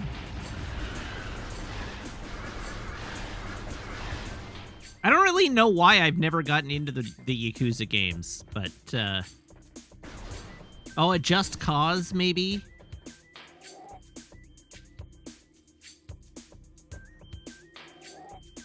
I'm sort of less into the Watchdog games. Wait, hold on. There was totally an area with a half pipe in this part of the game.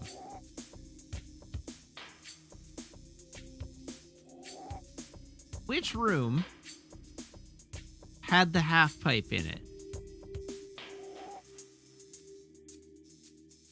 We'll never know. Which room has the elevator in it? To the left. We're going this way.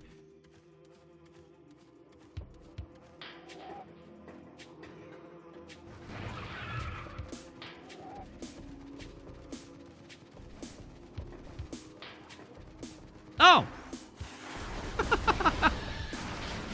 Alright. Thank you, Zandai. Good call, good call.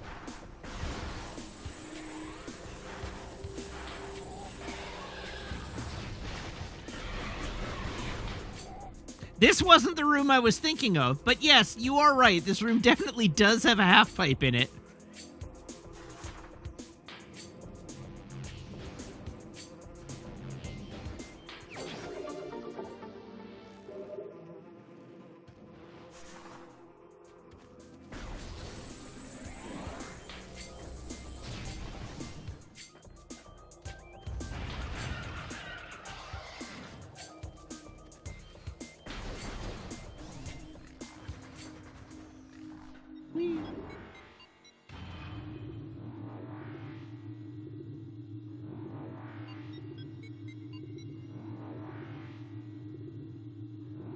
I don't know. I got turned off the idea of playing further Watch Dogs games by having played the first Watch Dogs game.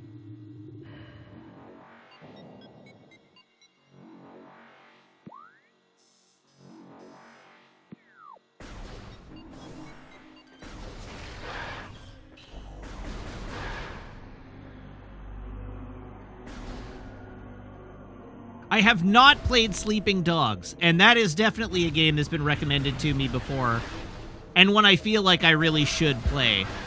I'll put that on the list for sure.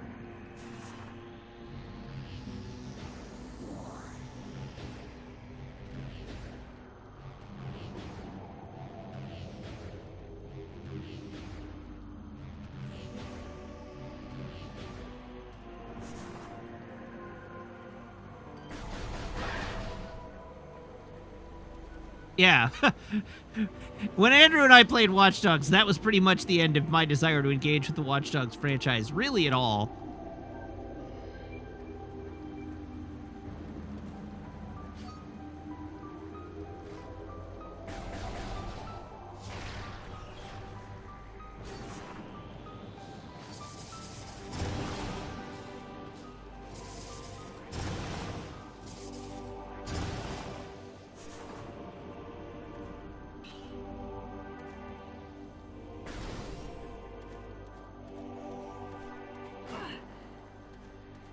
Oh.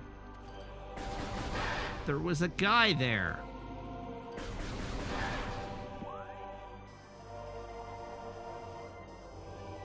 So we're just walking back to the room my ship is in for some reason. But well above where my ship is. Hey, a door. Adorable. What is that? Ooh! Space jump boots! Heck yes!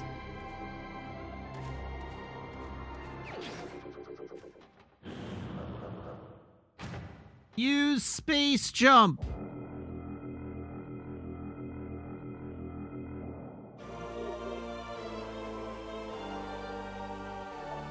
Press B to jump. While still in the air, press B again to perform an extra space jump.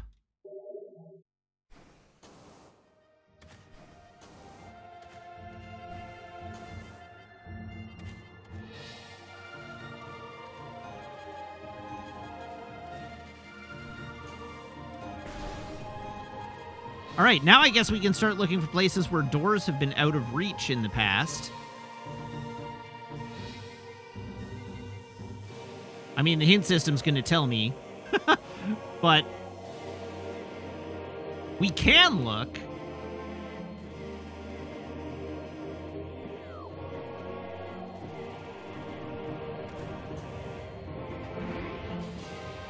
I don't remember if the screw attack is in this one. I remember screw attack being wild in 3D.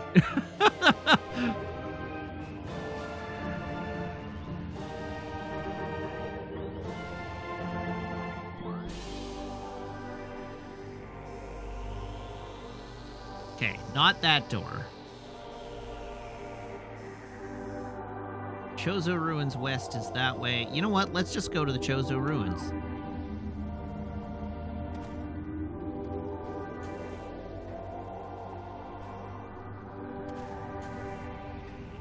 Oops. Well, we're saving again. This isn't a speed run. It's fine.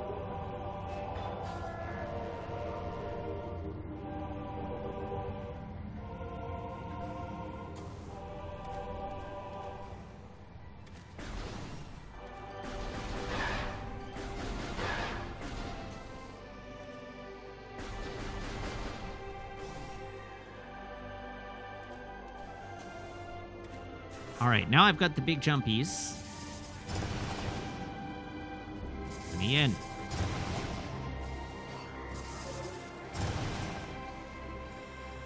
Predator activity analyzed. Predator increases in Fendrana region.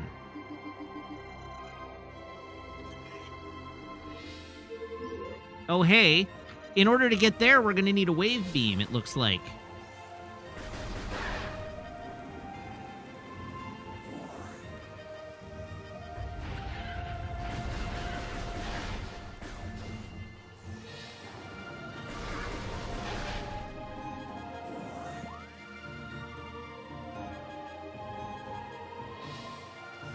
Where did I say it was going? Chorizo Ruins. That's right.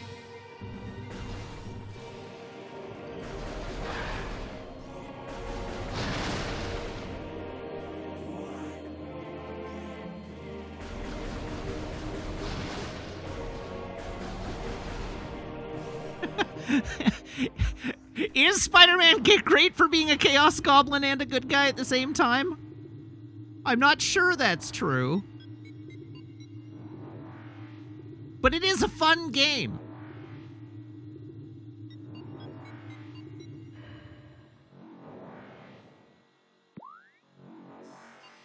All right, everybody keep your eyes peeled for doors that were previously out of reach.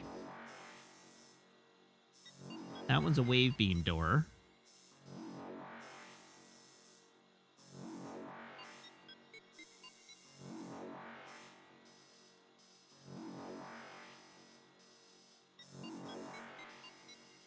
But that looks like it could be accessed.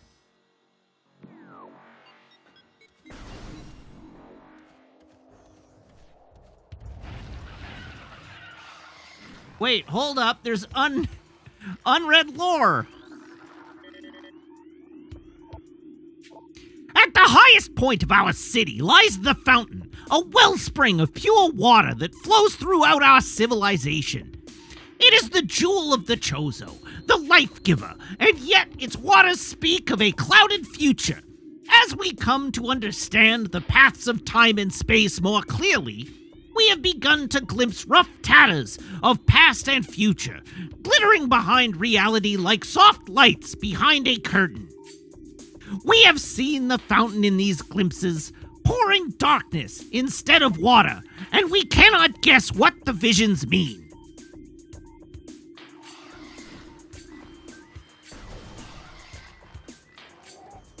It's a mystery.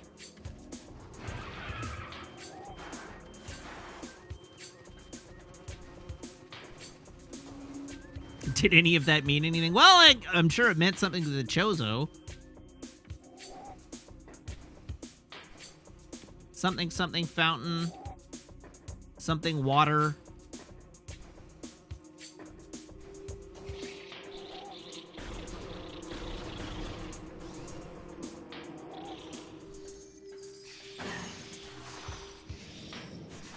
You're not getting me, gross beetles. Oh.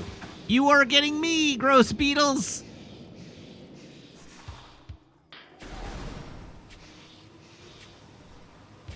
Oh.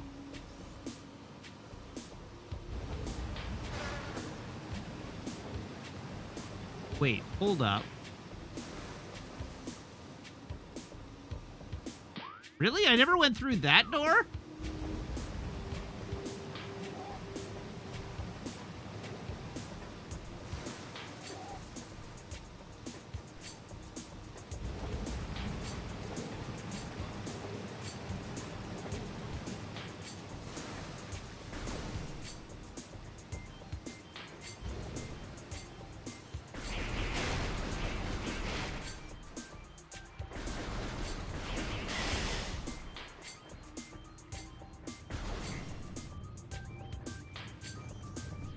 Spicy.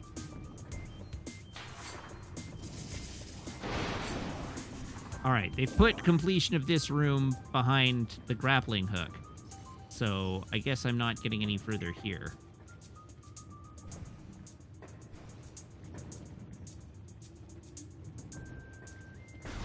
But hey, at least we did the exploration.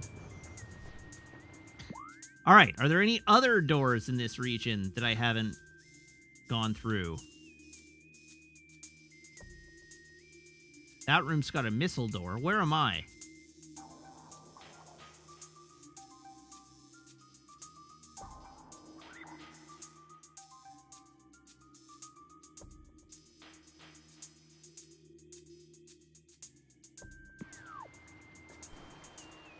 Okay, here we go.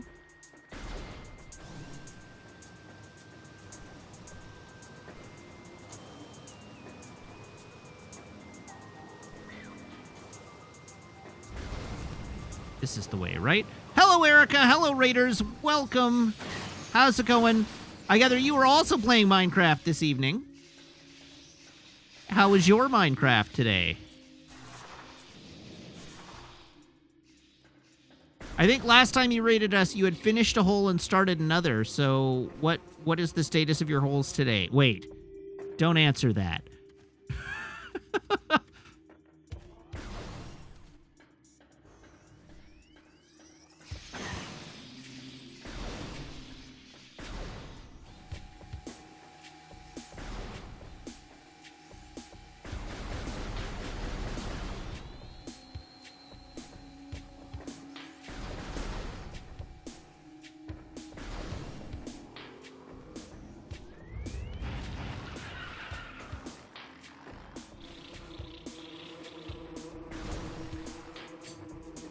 Yes, everybody, I'm abundantly aware that you can't just ask somebody what the status of their holes are. It wasn't really on purpose.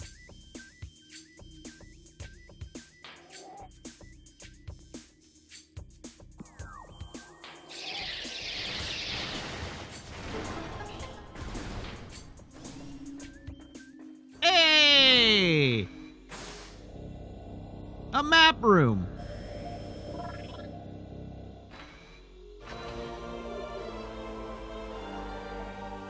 Press Z to access the map.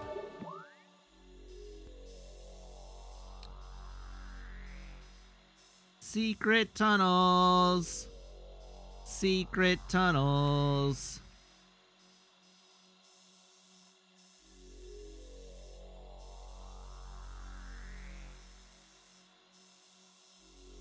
Okay, it looks like there's not actually that much more unexplored territory in this zone, doesn't it?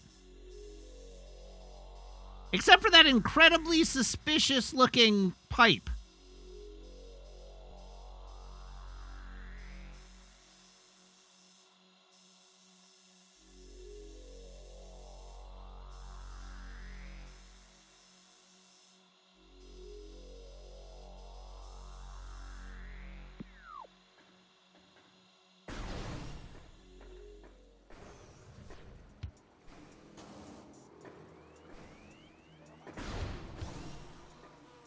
All right, I am going the right way. Good.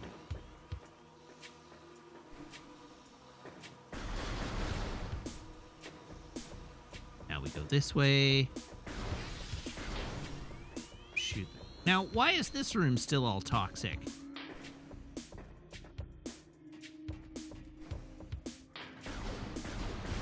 Uh-oh. Suddenly I'm concerned that I'm going... Oh, no. Okay, we're good. Everything's fine. Nothing is broken.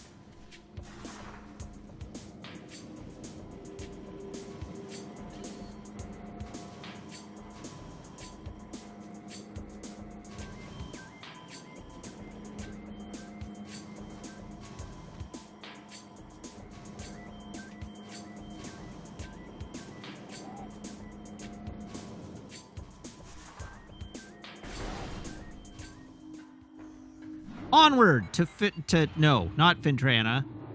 Vendrana eventually, Magmoor first. We have to cleanse Magmoor of all secrets that are currently available to us.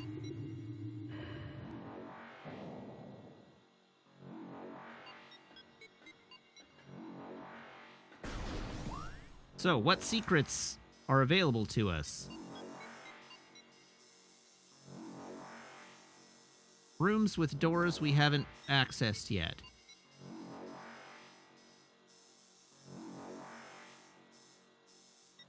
Okay, this room's got one.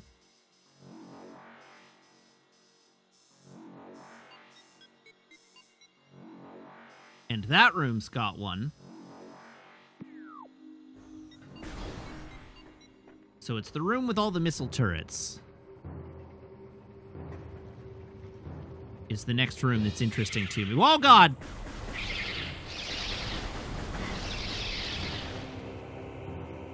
All right, it's just they scratched the paint a little, but otherwise we're fine. We'll just save.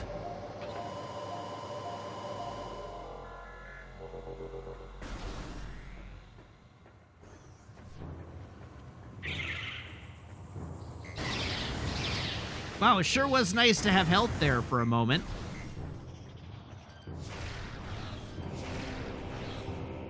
Maybe I'll destroy the enemies before trying to run past them this time.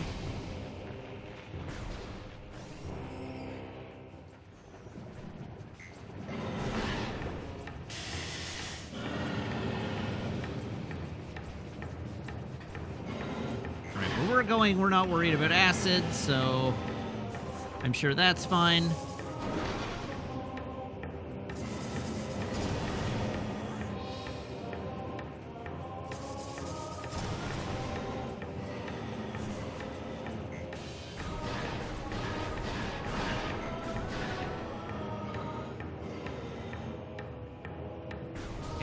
Also a fairly sizable amount of acid damage.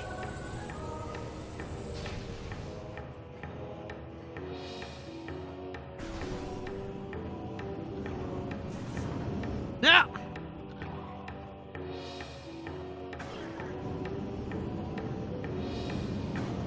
No, you don't. No, no! God damn it. Jim Cat, the puffer clouds are acid. Oh god, we've got a traffic jam.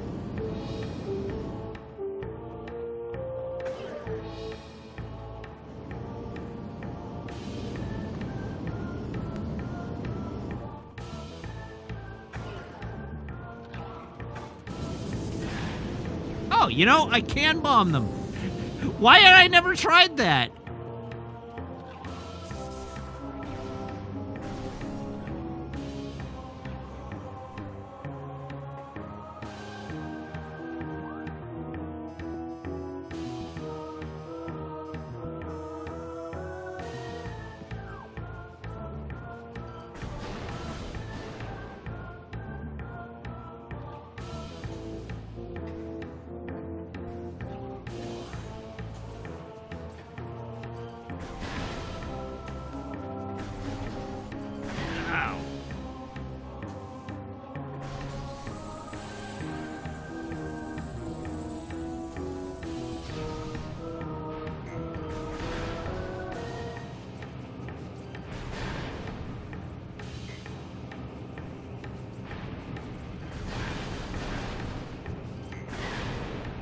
Wow, that thing really blew up on me.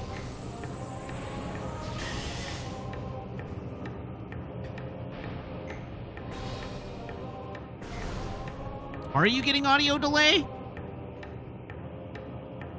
I can't tell. I'm unable to help you with this.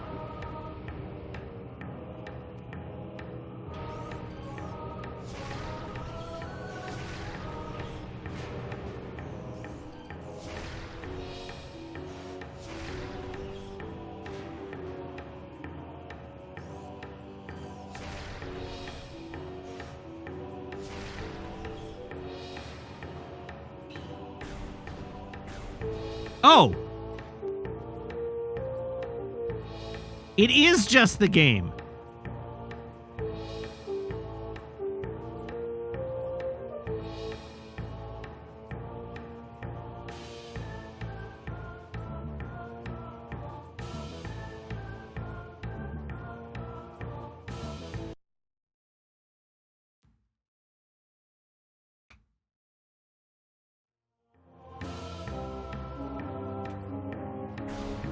Oh, that super didn't fix it. Okay, it's in the capture card.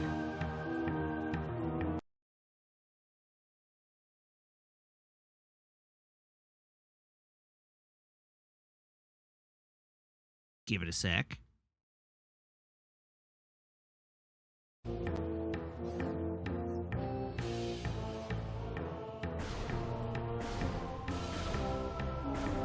Ah, much better.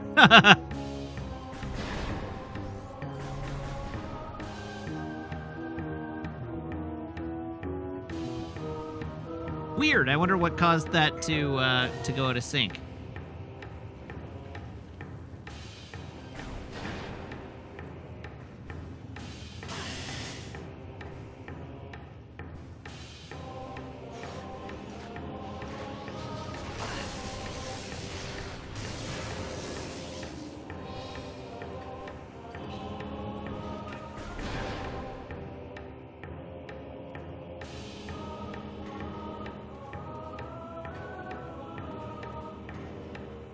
All right, now, I think I should be able to access the other room now, or the other door now.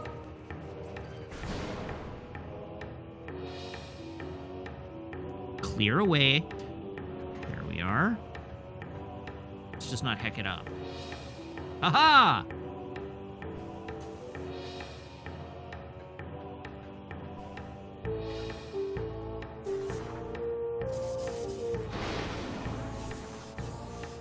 Game really wants me to have missiles, apparently.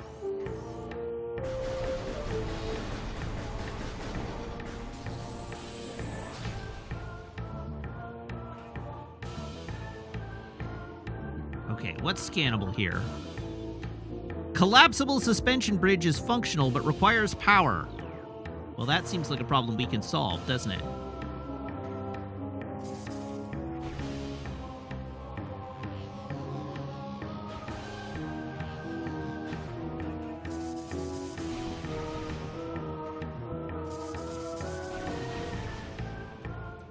But apparently not like that.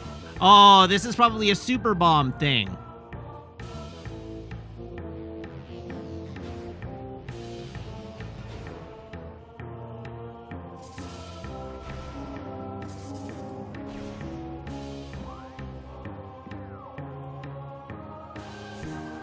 All right, well, I guess I am not... Oh. A new research entry. This is a standard spinner device. The generator belts of the spinner can be activated by rapid rotational force. Use the boost ability of the morph ball when inside a spinner to activate the device. Okay, so I was on the right track. Oh! I just needed to be paying attention to the background. Once again, I am tremendously smart.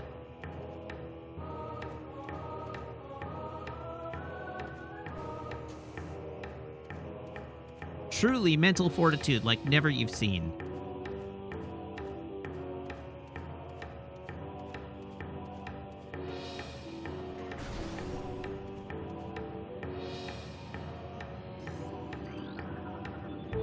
Chozo artifact.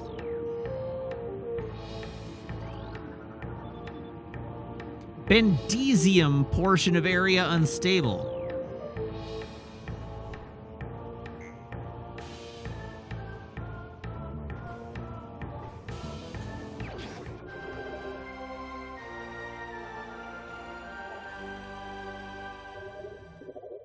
All right, we got an artifact.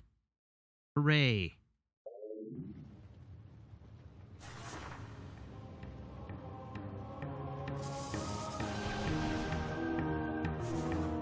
I don't know which part of this thing was Bendesium.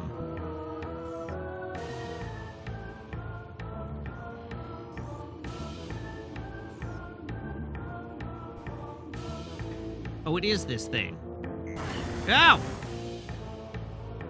Alright, so that's gonna be a super bomb.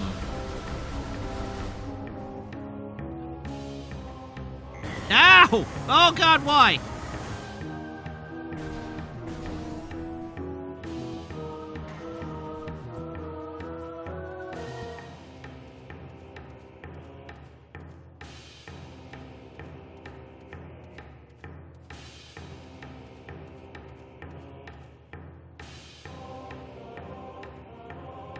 Oh, the bridge is gone now.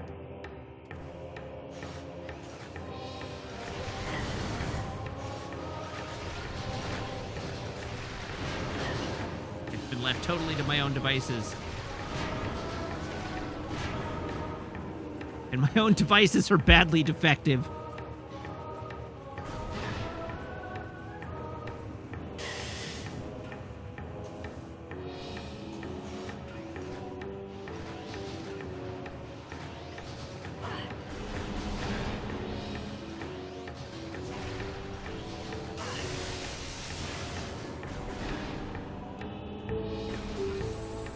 One day I'll get some fresh health.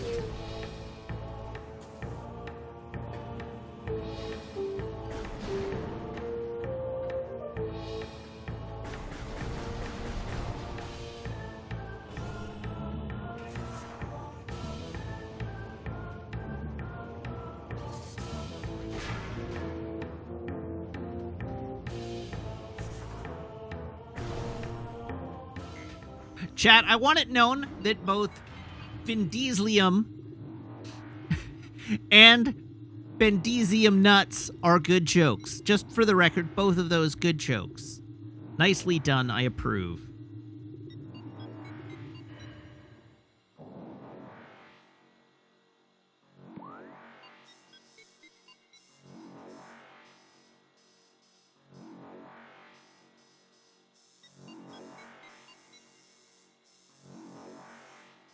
Oh, that's the room that I was thinking of.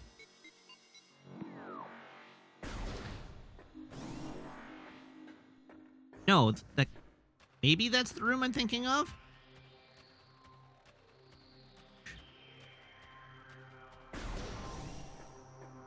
It had the half... I don't know. I'm lost. That's the room I got the boost ball from? Okay, then it's categorically not the room I was thinking of.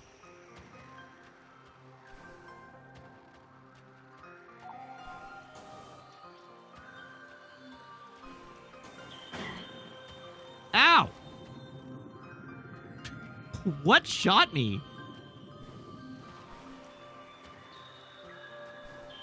Oh, right, the little burbs. I got smoked by a tiny burb.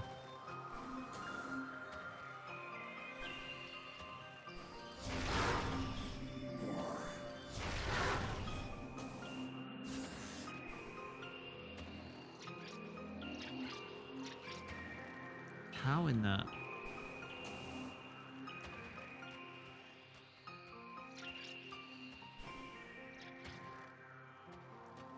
I got very turned around.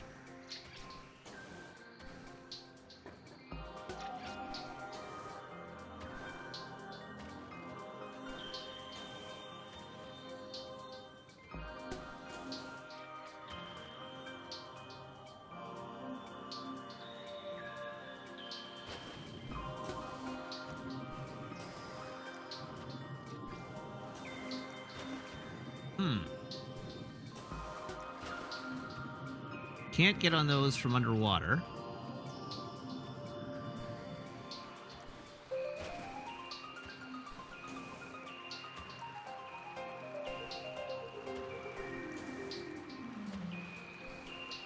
I know, right? Hurry up and get the gravity suit is a good tip.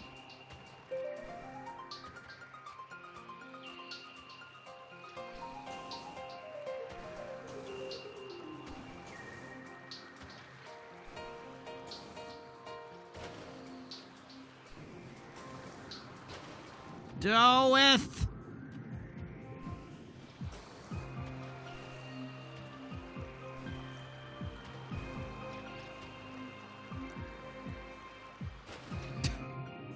Dang it! Uh-oh.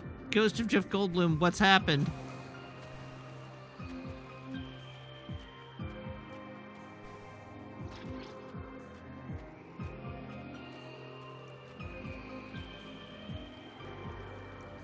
This is not at all where I wanted to be.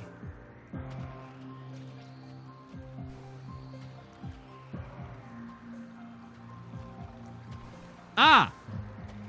Who knew? There was an easy way to do that this whole time.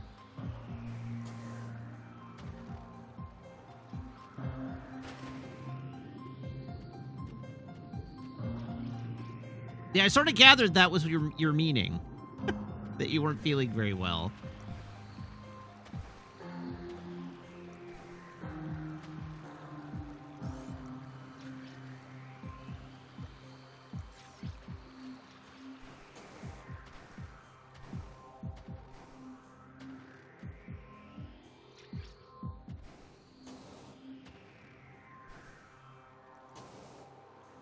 Aha! Mission accomplicated.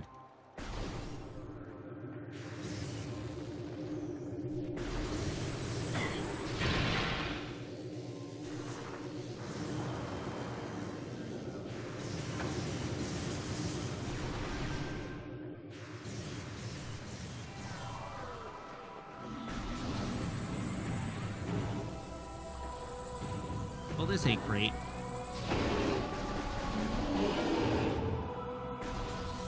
yeah, a whopping 10 energy.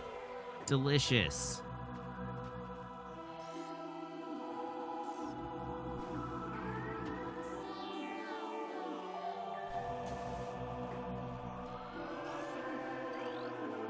A statue depicting a Chozo balancing the plane of existence on his hands.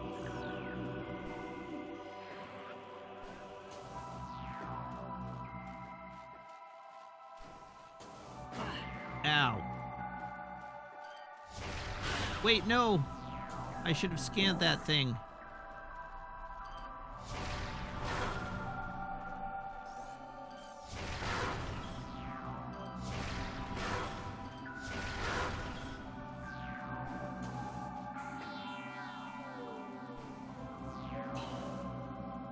How is the audio desynced to gain?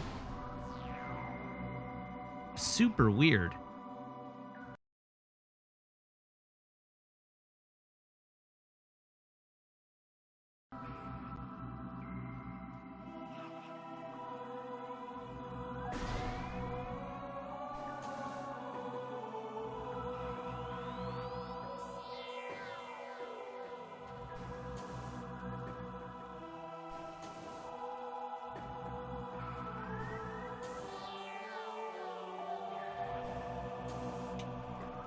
All right, well, at least you're paying attention to it, Azandai. It's good to know somebody's on the case.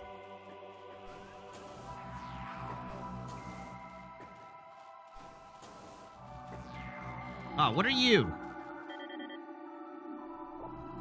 Ice parasite, scavenger with a crystalline outer shell. Parasites are hardy creatures able to adapt to any environment within 3 generations. The parasite is a prime example, having adjusted to a frigid climate. This vermin now thrives in it. Omnivorous, it can exist in areas hostile to most life forms. That means it's kind of a suck-ass parasite, though, doesn't it? I don't think that's what parasite means.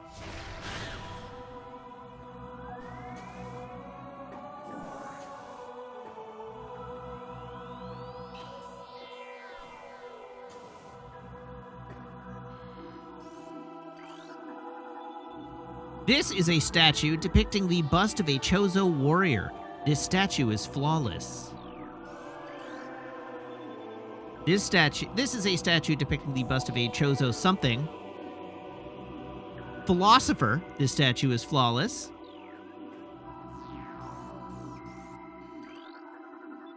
This is a statue depicting the bust of a Chozo architect.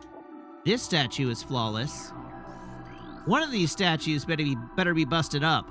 This statue is depicting a bust of a Chozo shaman. Several stress fractures can be seen running along the surface of this brimstone object.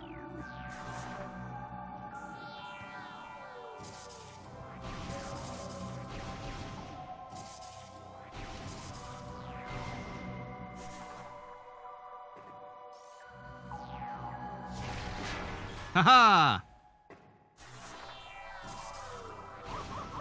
Horus5, thank you for the resub. Now for 28 months. Horus5 says, all these flawless busts on this flawless streamer's channel. Hey, I bring the goods.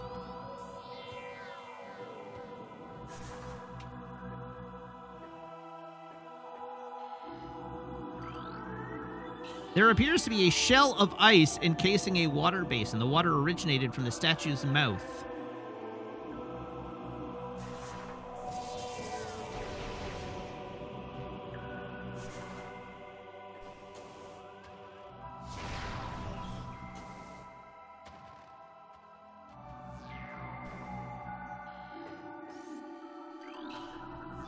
The statue's hands seem to be frozen in place. Huh.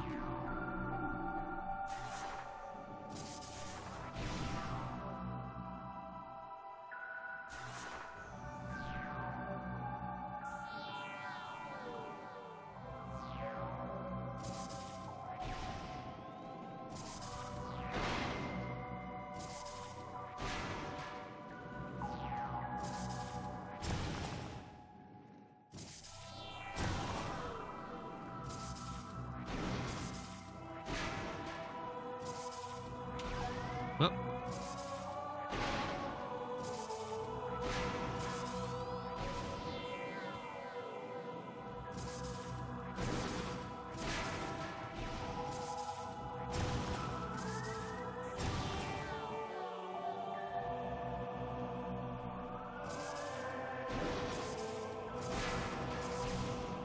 Aha! There we go.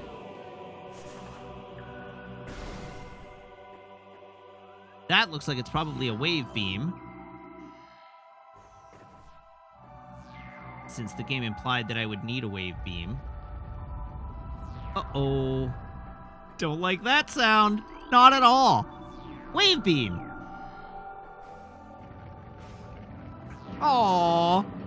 I don't even get to use the wave beam on the boss fight?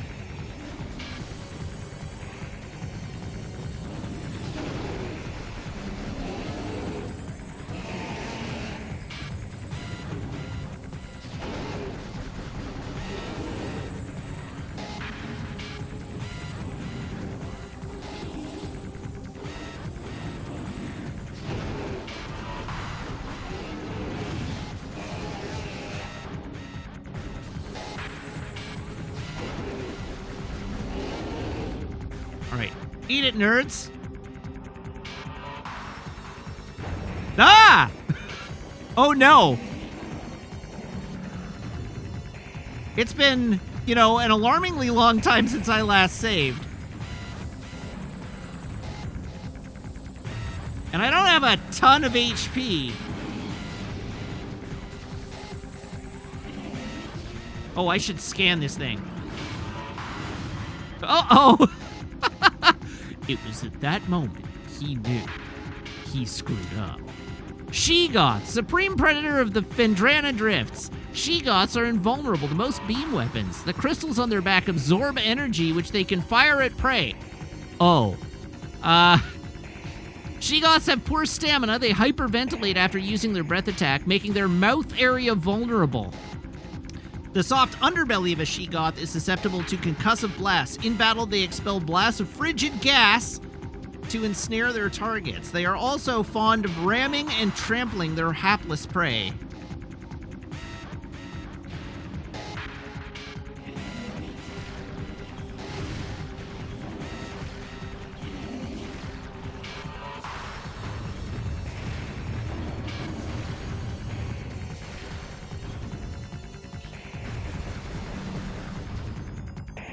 Come on, breathe on me, buddy.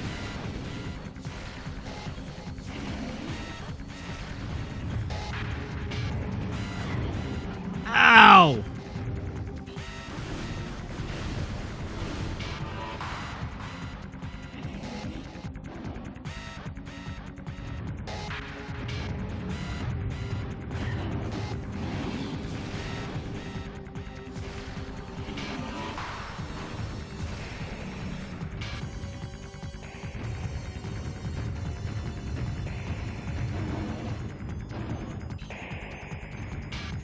Let's go.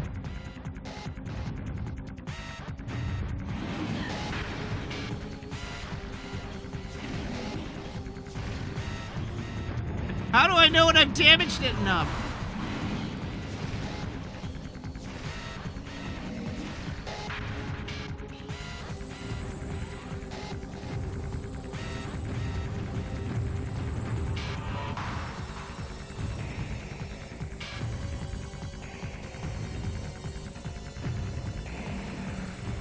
Come on. Breath, please. Oh. Uh-oh.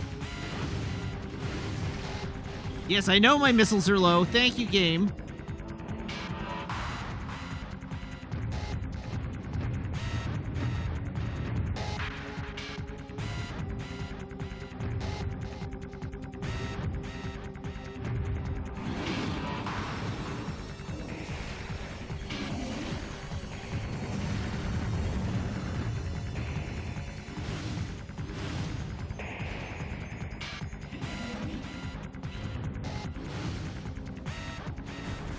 Oh no!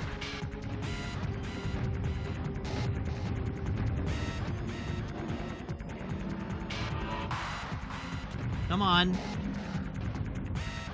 Breathe, please. Thank you.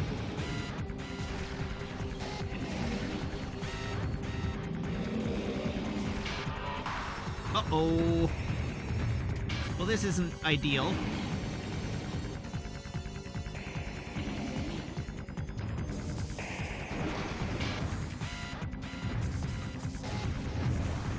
Oh, Lord. Yikes!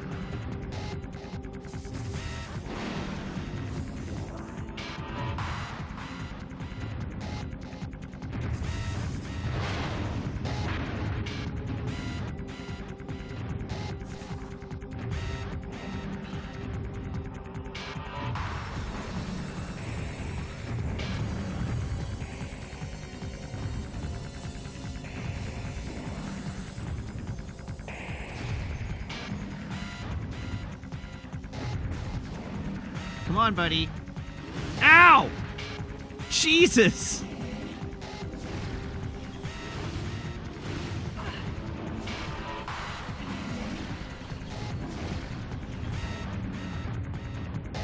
Uh-oh. Not good. Yes! Woo!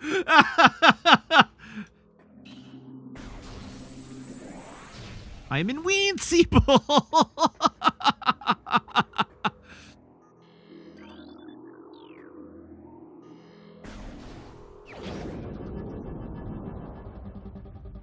Oh yeah, it did say its tummy was vulnerable to concussive blast, didn't it?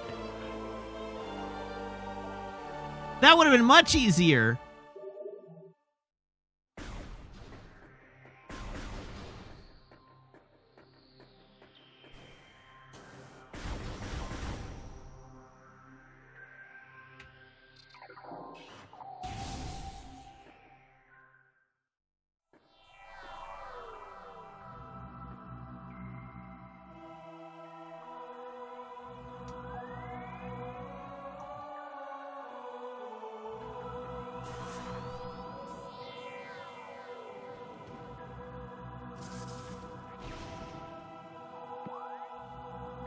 Okay, I am just heading back in the other direction.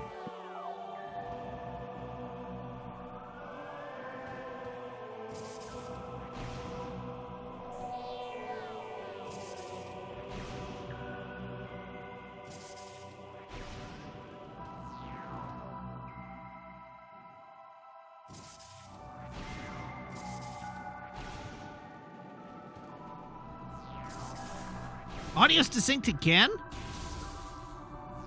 I don't know what's going on tonight. Sorry, folks.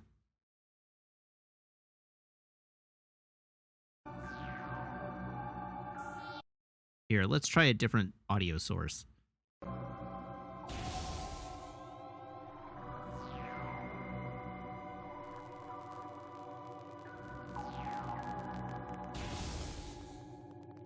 Nope, now we have a terrible crackle. Oh, no, it's gone. All right. If the crackle comes back, that'll be a problem.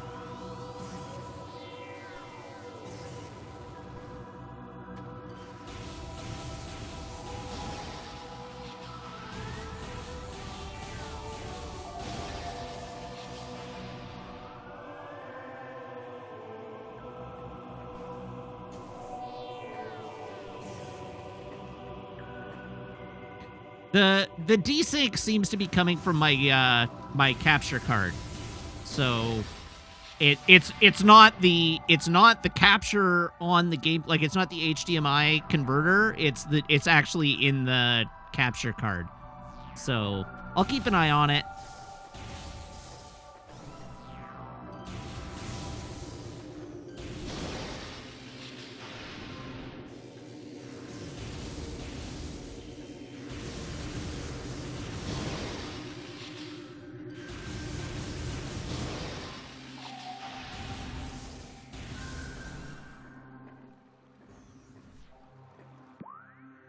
Okay, everybody look for purple doors now.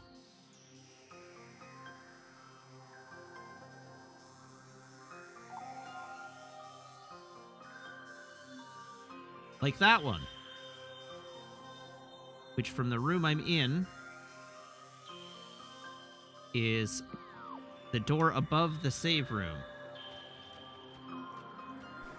So let's go to the save room first.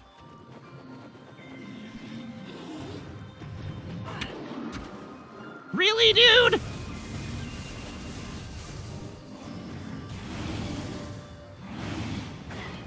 Yoicks.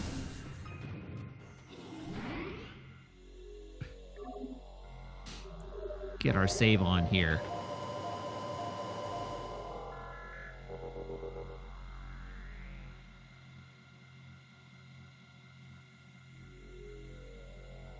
Oh no, that's weird.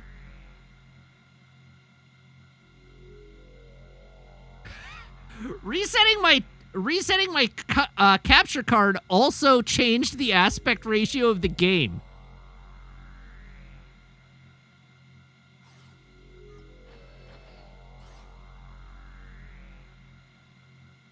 Now I've pointed it out. You're never going to unsee it.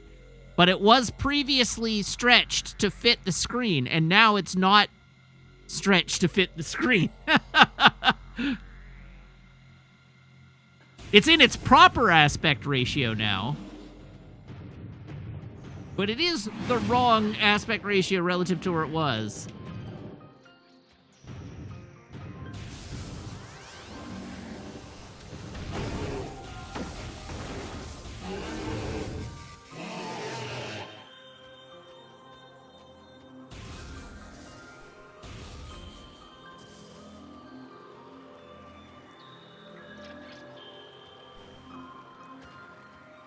I don't think it is, because I haven't done anything to the HD60. Not HD60. The GCHD. I haven't done anything to it.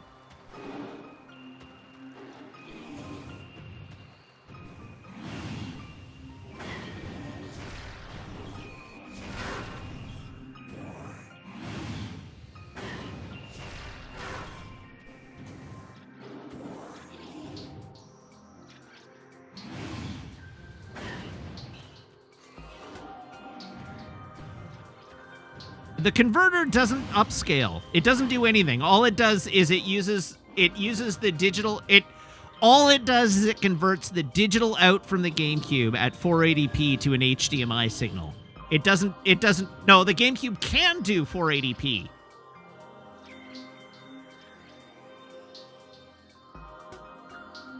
The GameCube has a digital out and can do 480p.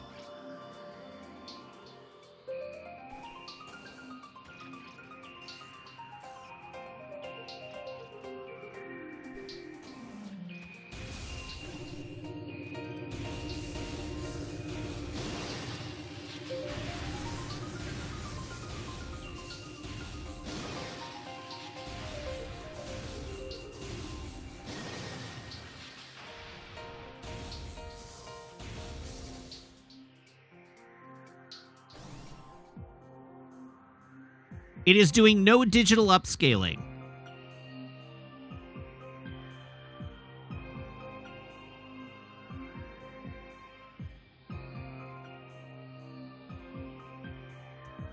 So it's literally this thing right here. It uses the digital AV out of the GameCube, and it just turns it into an HDMI out. And no, Ghost of Jeff Goldblum, I did say that the big black borders were a thing.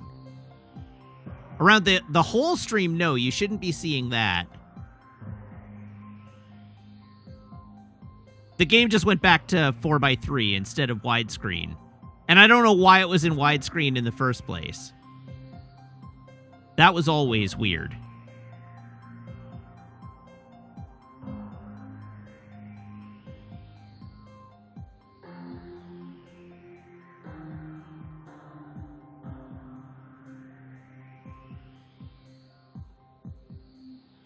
But point being, I don't think the conversion step is the point of failure. And yeah, it should look better at 4:3.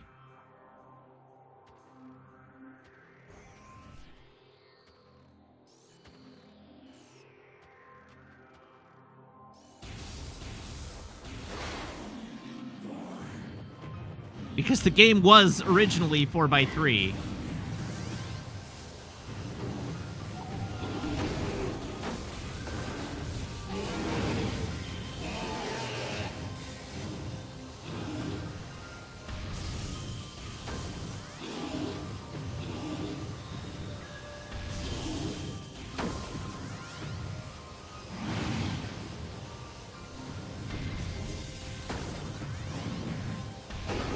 Oh yeah, we are out of sync again. Anyhow, it's been working fine for the last 2 days. My computer, honestly, probably just needs a restart.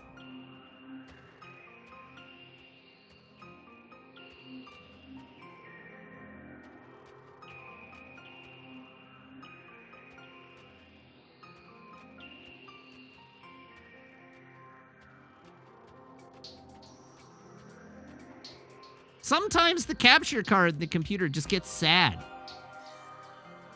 and needs attention.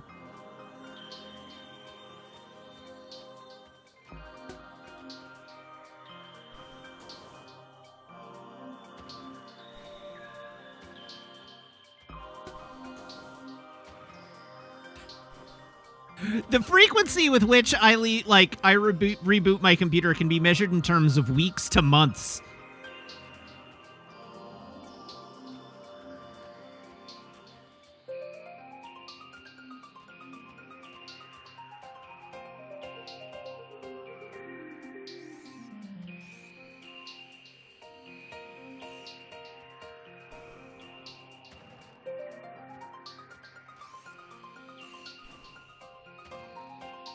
Okay, does anybody remember? I want uppies. Does anybody remember how I get uppies in this room?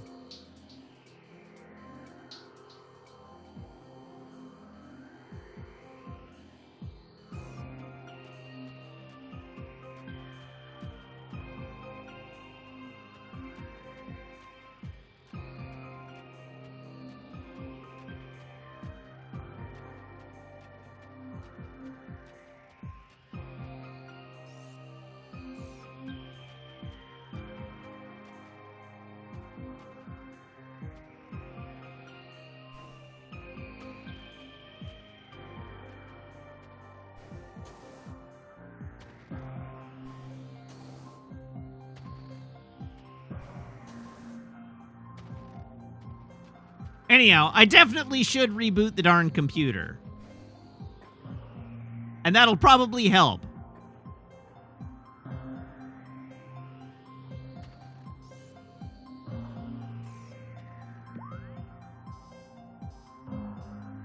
I don't think I can get over there yet.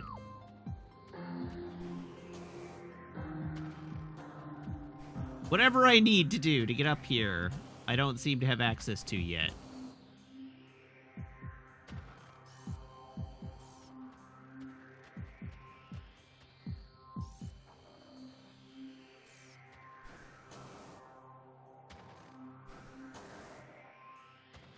But I could have sworn I'd done it before.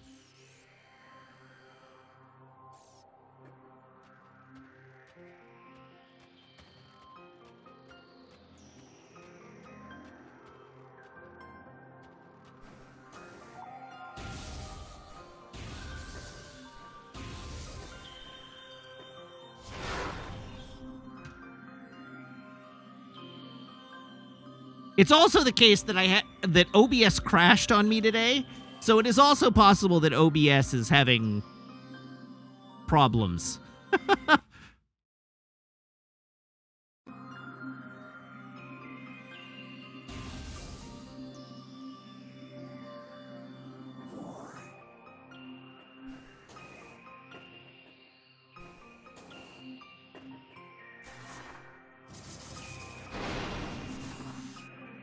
It crashed on me while I was getting set up, which is a significant contributor to why I was late coming online today.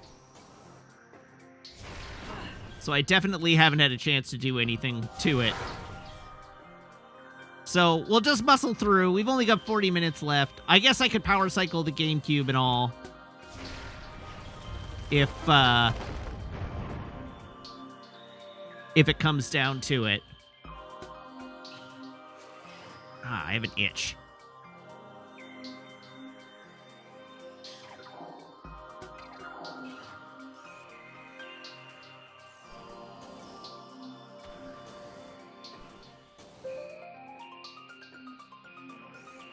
Okay.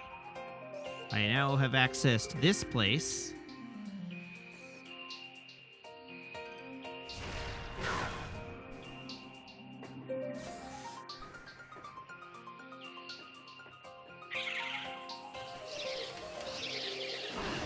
I sure did forget all of the buttons that I'm supposed to use there.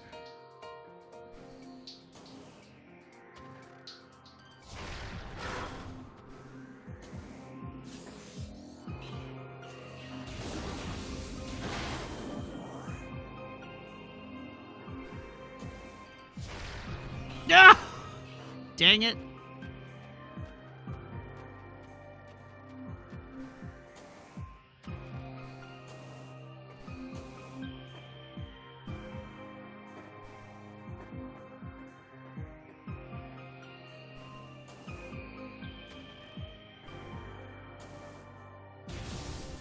All right. Puzzle finally solved.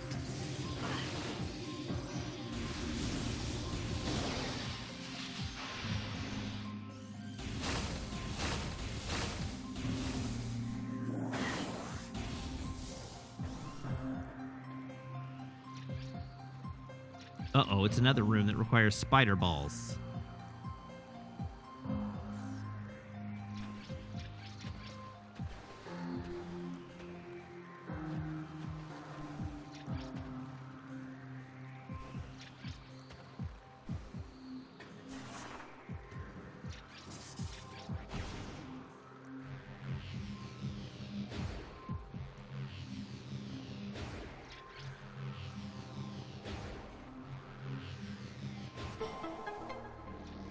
What did that do?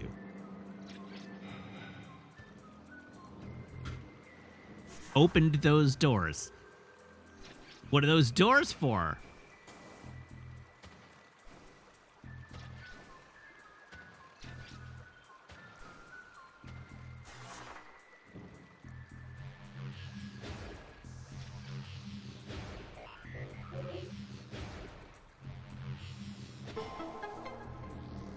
Screw you, Tips. More doors. Pirate communicate analyzed. Oh, I'm even heading in the right direction. Look at that. Who knew? Okay, where's the doohickey that I need to plug? Convenient.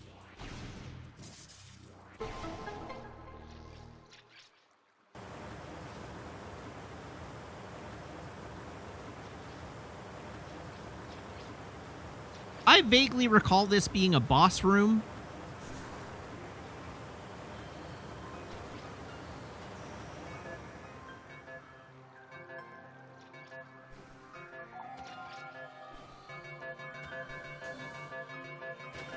Oops.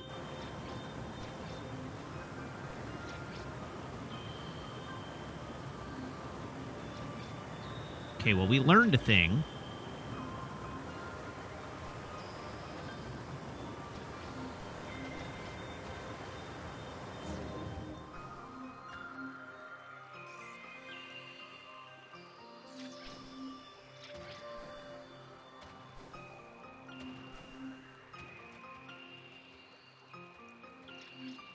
I just have this recollection of having a fight on top of that platform.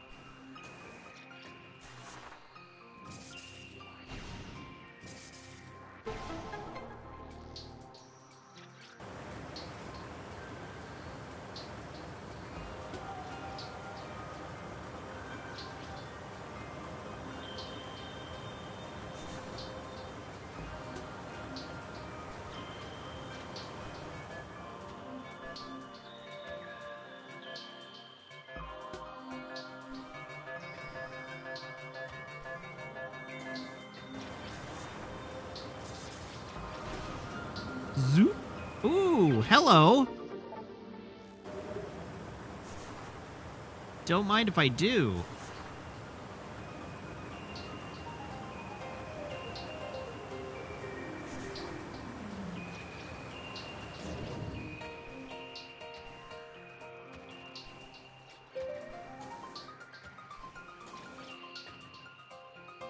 so we still need to figure out how to progress here. But I do seem to be making progress.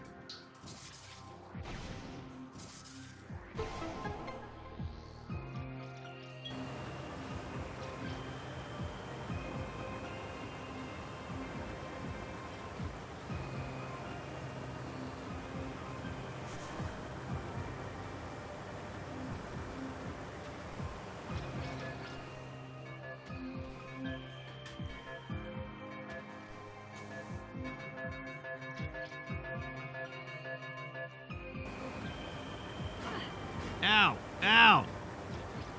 Oh my god. I can't believe I've done this.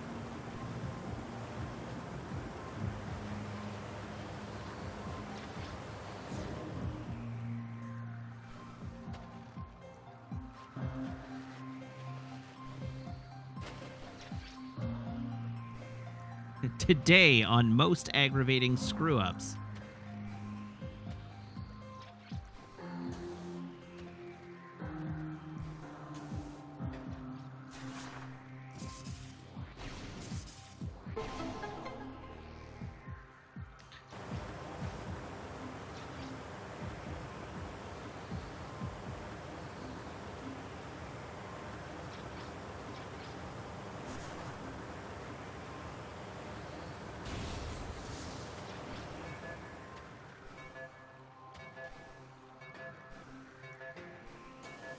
There we go.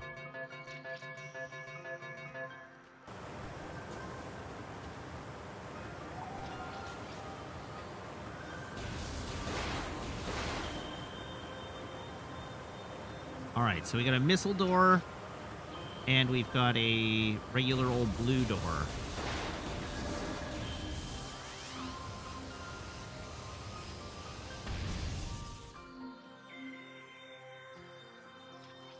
The blue door doesn't yet work. So, missile door it is.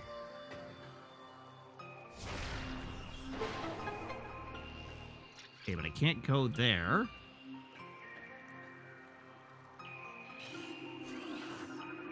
This cordite statue is worn and weathered. Scan indicates the presence of a power conduit behind the statue.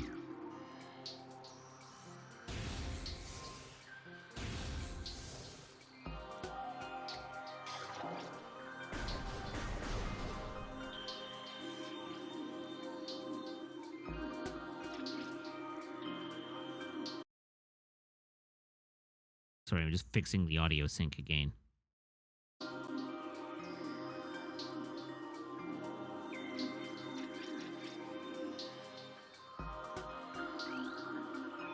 This door has no power.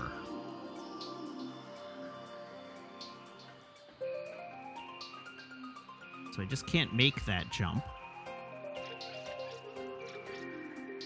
But I can make this jump, so I guess this is the way we're going.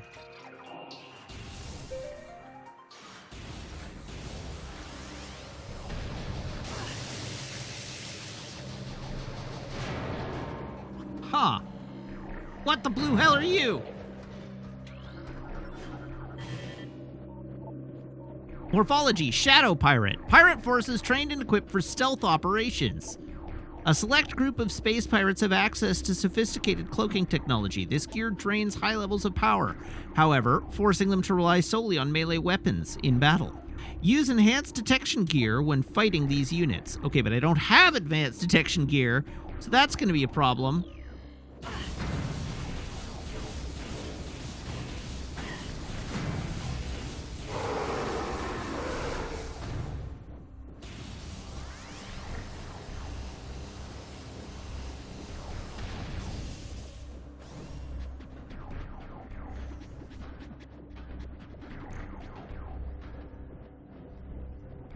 What is this?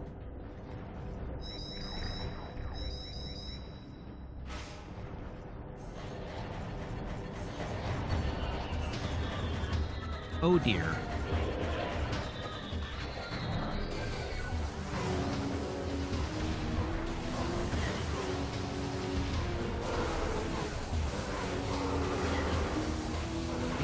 just have all my wave themes.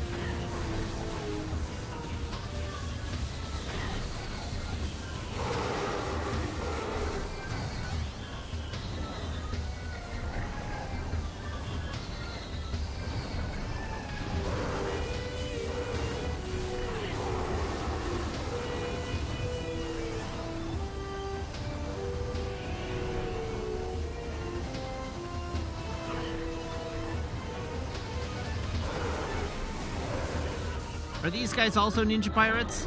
Oh!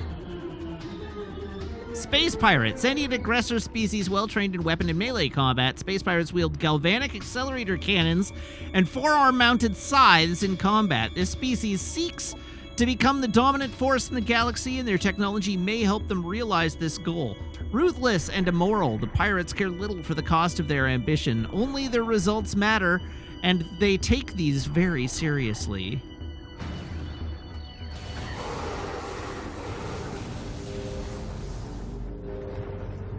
Alright, eat it, nerds. Got nothing on me. Ow! Okay, that thing has something on me, though.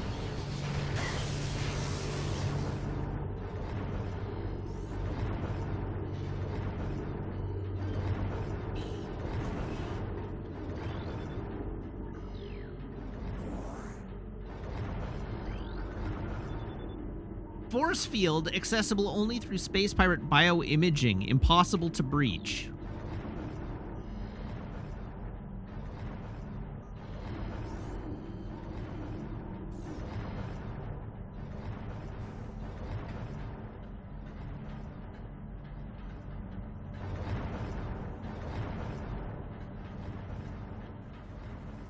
That seems like a challenge to me.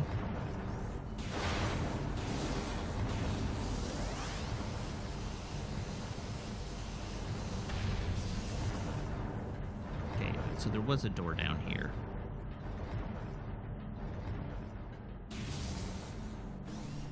Ah! Glad I checked. Hello, map room.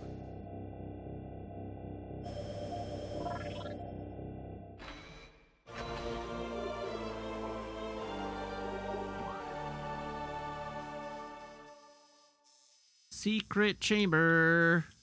Secret chamber. Behind that door. That sure looks like a boss room.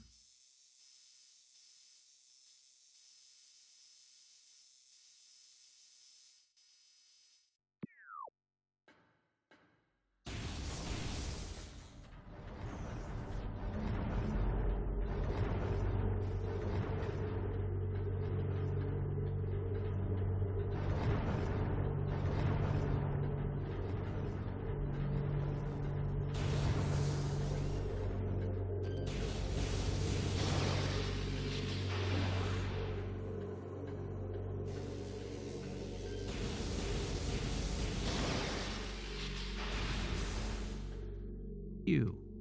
Come on. Open sesame. Access to Research Lab Hydra granted. Uh-oh. Stasis tank. Operational, but currently empty. Are you just normal space pirates? You are. You don't scare me. I've got a wave beam.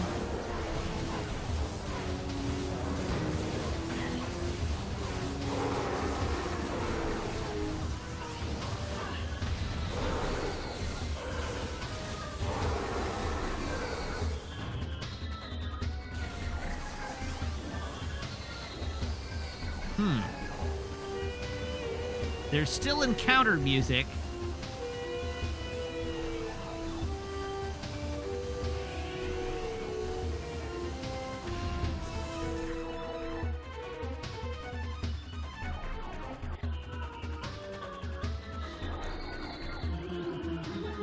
Specimen 102, increased volatility recorded. Predator awareness indicated even in cold stasis. Specimen 002, euthanized 12091.4 after psychotic episode, scheduled for removal.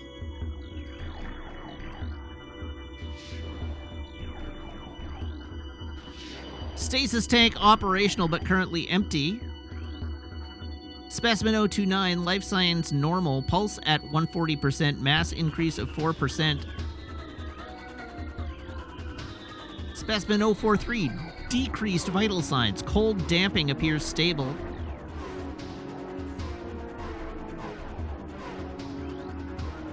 Increased acidity levels recorded in Phazon amniotic bath. This is likely a side effect of Phazon ingestion by test subjects. Phazon fluid bath levels at 70%. Checking diagnostics per procedure 12.003.8. Upper stasis tanks online. Phazon drip line secure.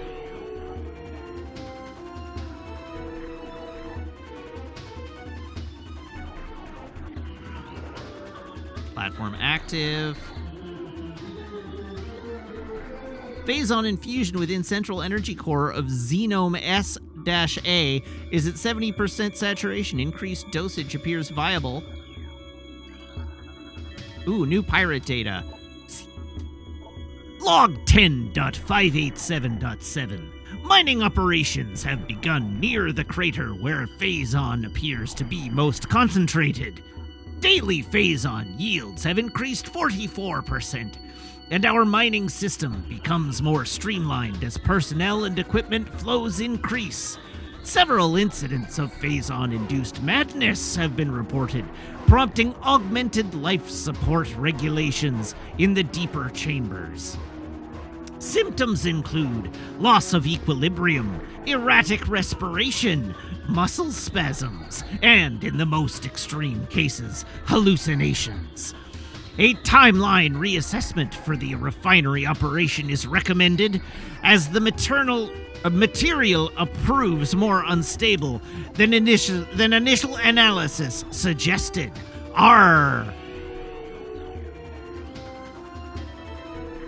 New pirate data entry has been downloaded to the logbook. Log 10.344.8. We have codified the newfound energy source as Phazon, a V-index mutagen, of which we have very little reliable data. Indications point to a meteor of unknown origin, impacting approximately 20 years ago, expelling Phazon into the environment. This material appears to possess lifelike characteristics, mutating organic life forms strong enough to withstand its poison. These mutations appear promising, with abrupt evolutionary leaps appearing in single-generation reproduction. Plans to establish a full science team on Talon 4 are being finalized.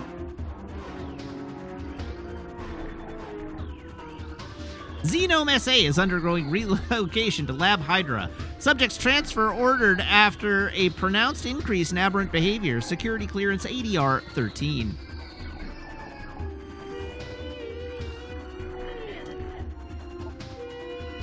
Log 10.712.1. This is just generic pirate voice, yes.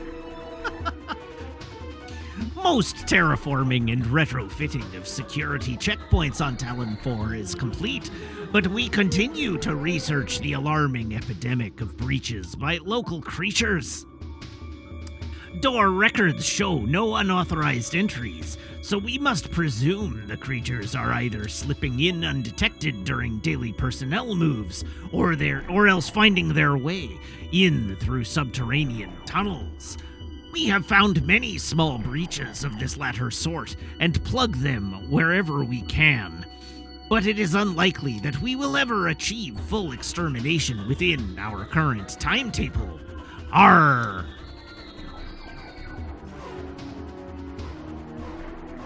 God, there's so many scandals in here. Access to Research Lab Ether limited to Team Sclera only.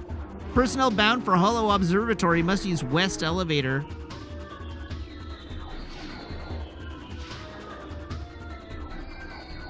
Stasis tanks operating at 40% capacity. Temperature regulation errors have been rectified as of 12.112.4. Ice beetle infestation in Ice Vault region has been 95% exterminated. Report any sightings to security immediately.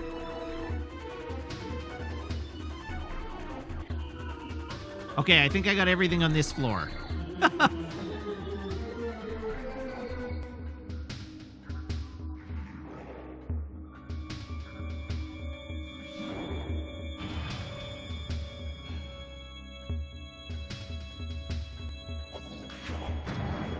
Where did you come from? Holy moly!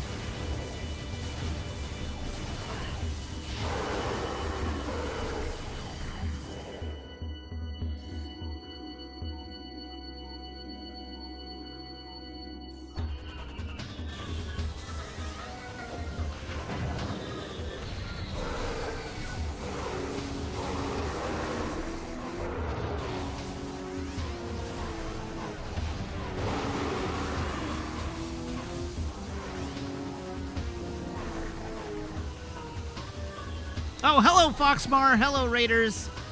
Welcome. Come on in and say hi.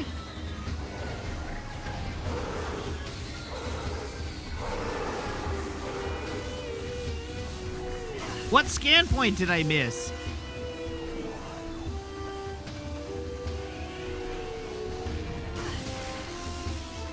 I don't recall missing a scan point.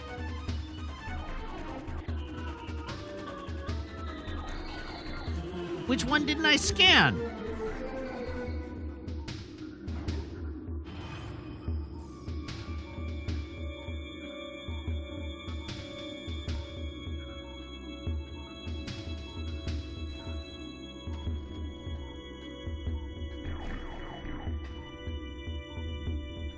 You're a full-blown liar, Jim Cat.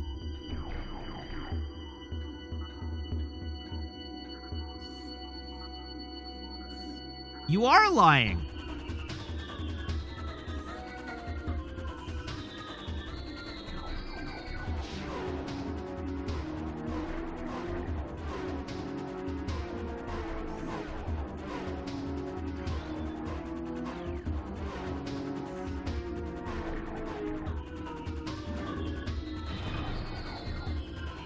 You are bearing false witness.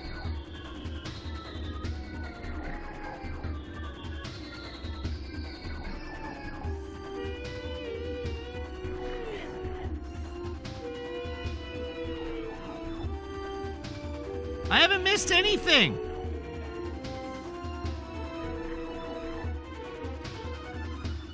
Mutation strain 776-V shows a massive absorption capacity influx. Strain replication is now underway. Prep work on all empty stasis tanks must be completed before specimen batch Y arrives on 12.312.2. Transfer of specimen 344 to Lab Hydra complete. Further infusion suspended pending security assessment.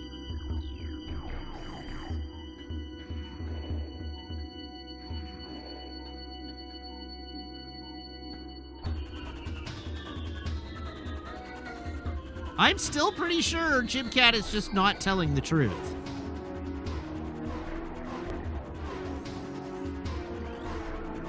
Phazon, batch 1734.D shows mandible mutation across all subjects. Cross-infusion with batch 1622.G recommended.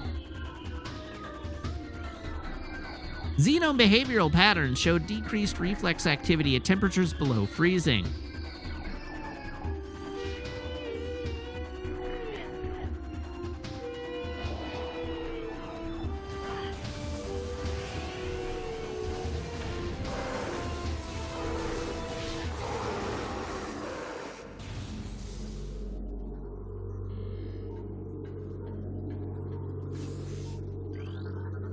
Tissue samples from stasis tanks must be hand-carried to Lab Hydra for analysis. Notify security of all material moves. Viral pathologies found in several xenomes have been traced to Phazon batch 1664.Z. Terminate all subjects.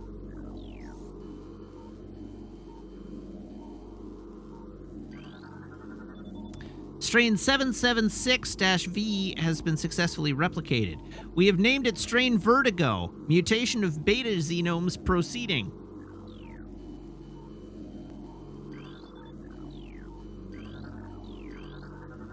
Daily decontamination is now required for all personnel working in Lab Ether. Specimen 070, optimal absorption mutation has led to unexpected degeneration of internal organs.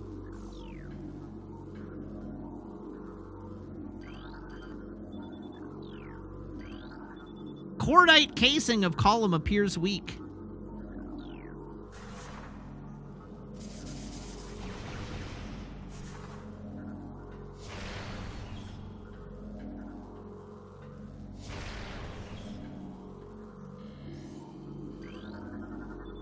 Warning, do not handle sedated xenomes without proper ice containment equipment.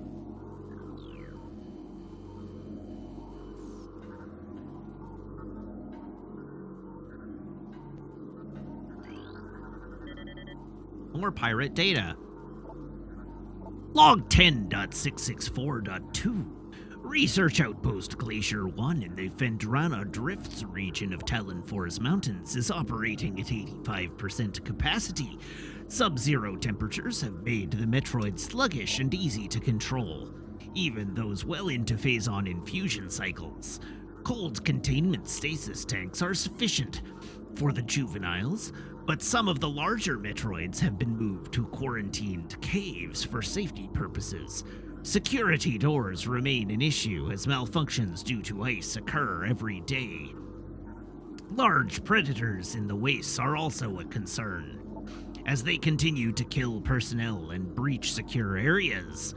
Unfortunately, it has become clear that our containment teams cannot neutralize all of them without a vast increase in munitions and soldiers.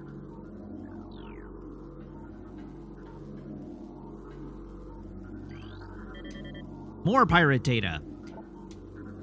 Log 10.515.8. Our initial tests exposing Talon 4's indigenous parasites to Phazon appear to be successful. Increases in strength, size, and aggressiveness are common in all test subjects, as well as unforeseen evolutions like additional poison sacs within the abdomen and the appearance of a second ring of mandibles in several subjects. These creatures were chosen because of their resilience, and it appears possible that given enough exposure to Phazon, they may one day be able to survive on any planet we transport them to. Our methods will have to be refined. We currently have a 100% extinction rate after the 4th infusion period, and most survivors of the 3rd infusion stage are so violent and uncontrollable that they have to be euthanized. Even still, we remain hopeful that further experimentation will result in success.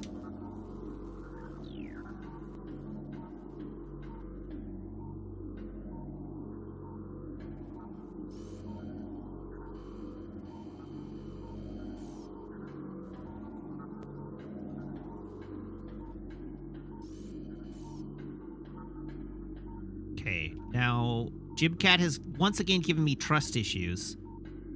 Even though I'm fairly confident Jibcat is trolling me.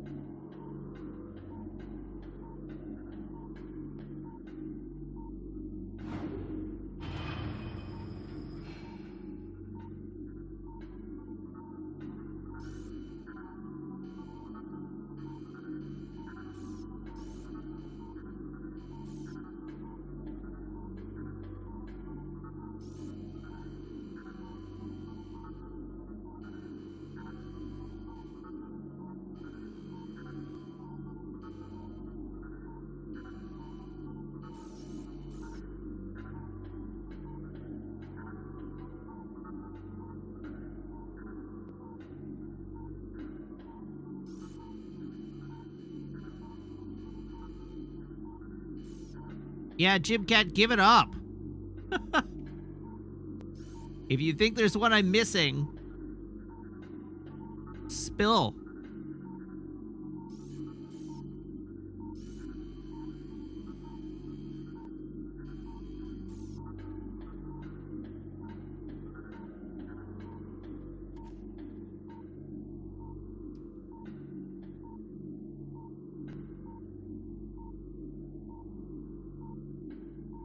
as soon as I get off the elevator...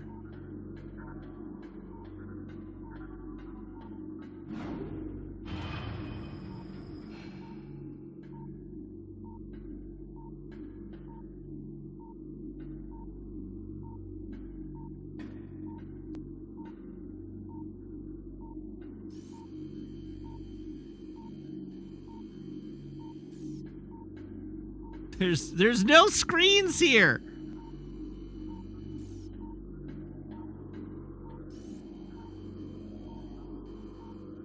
There's nothing on that one to scan.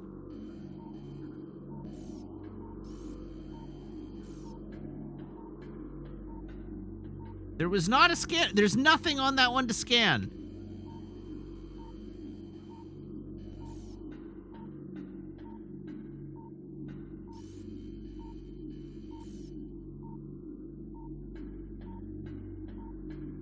No, this one just doesn't have anything on it to scan. This one does, and I got that later on, but this one does not have a scannable on it at all.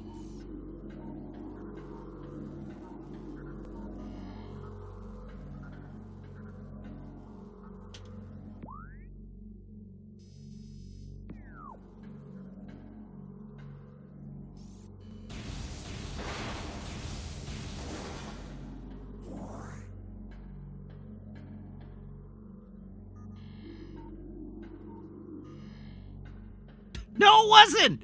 We just demonstrated that that panel doesn't have a scannable on it.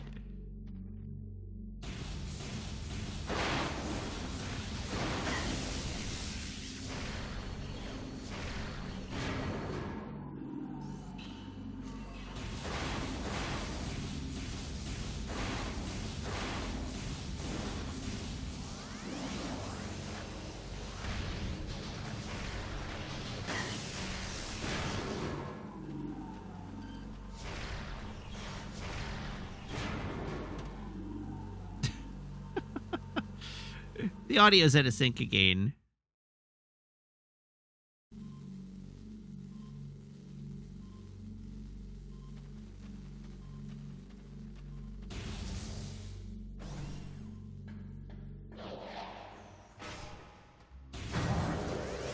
So, like, y'all got any of them save points?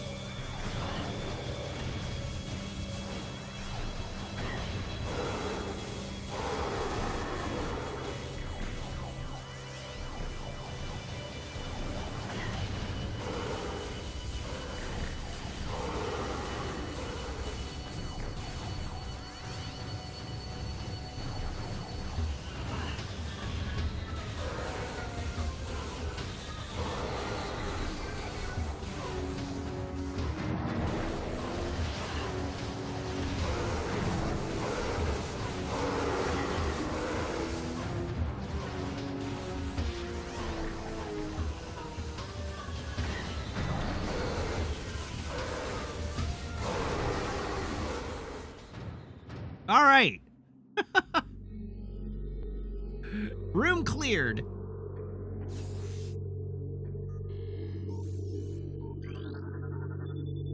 Lower node of astronomical holographic projector currently deactivated.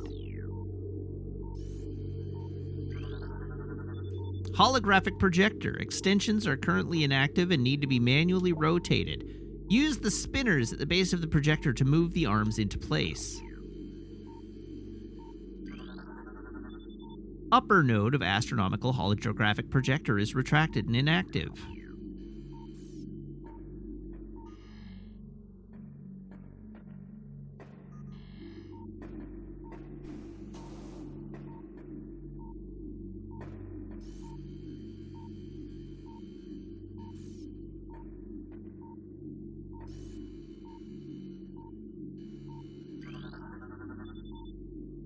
That device is currently not active.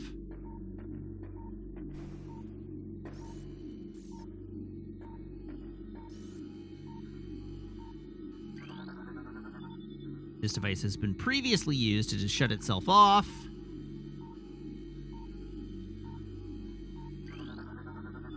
Upper node of astronomical holographic projector currently deactivated.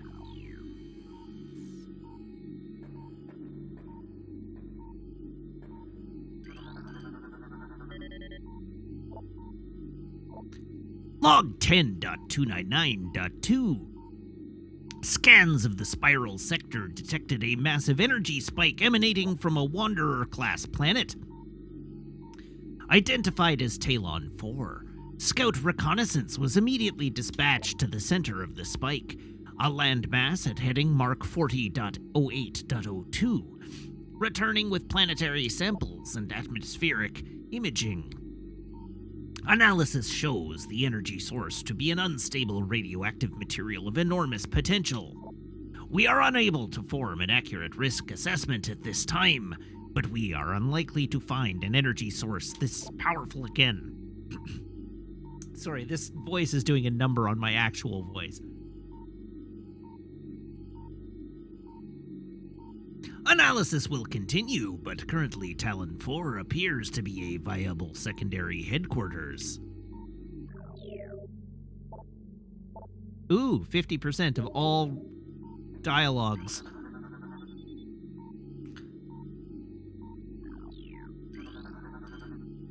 Holographic coordinate data has been updated successfully.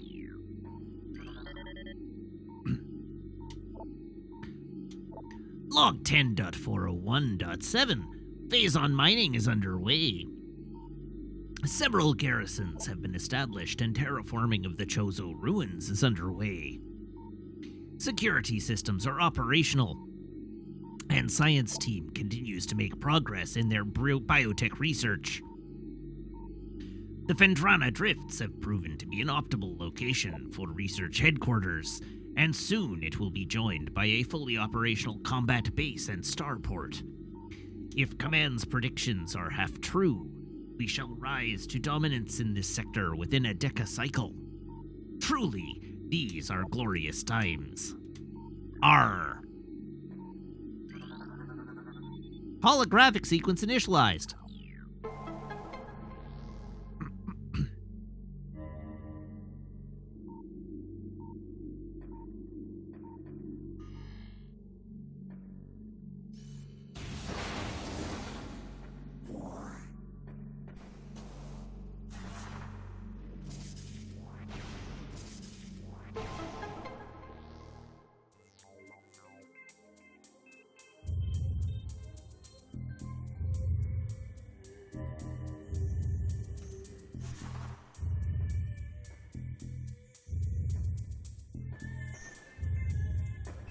Samus is human, but she was raised by Chozo.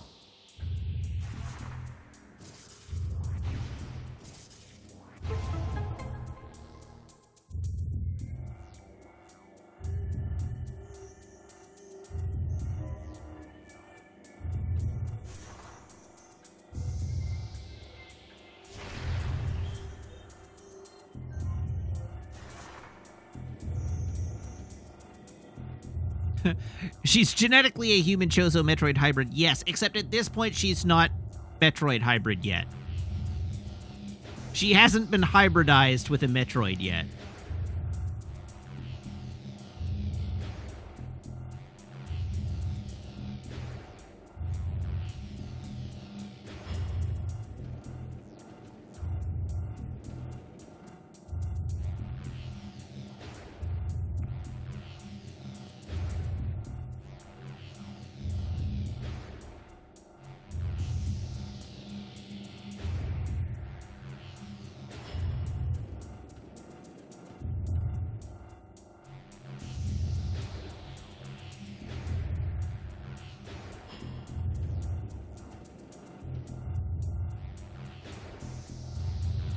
How does this power system work for others? Don't ask questions you don't want the answer to.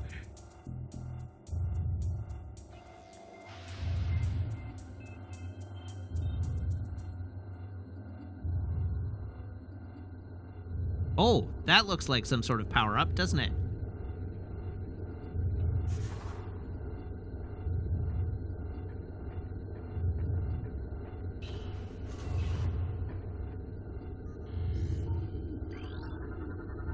Planet Twin Tabula Mass 4.1 trillion teratons. Profile: planet is best known for twin fever, a disease caused by a viral strain native to twin tabula. In the early stages of the disease, victims suffer from double vision. When the twin sight fades, the victim is near death. Grim. Planet Urmine 2, mass 2.3 trillion teratons. Profile: an uninhabitable wasteland savaged by nuclear dust storms and constant seismic upheavals. Sounds like my bowels. A new research entry downloaded. Planet Talon 4, mass 5.1 trillion teratons. Ecosystem studies indicate that Talon 4 was a biological paradise prior to the impact of an extraterrestrial object. What remains of the biosphere is slowly fading due to exposure to phazon radiation. At current rate of decay, Talon 4 will be a barren class 13 wasteland in approximately 25 years. Shame. Shame. Shame. Planet Zebes. Oh, apparently we haven't even exited the same solar system. We're still in the same solar system with Zebes. 4.8 trillion teratons. Profile: planet's crust is primarily earthic ore, making it ideal for subterranean construction. A class 19 planet, Zebes is inhospitable to most bioforms. The world was considered unremarkable until it became a base for space pirate forces.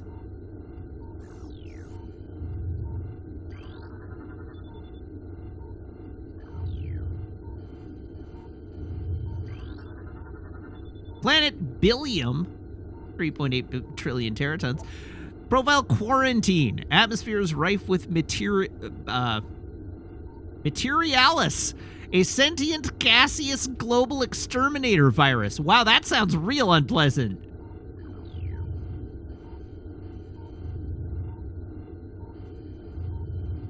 Why is it sentient?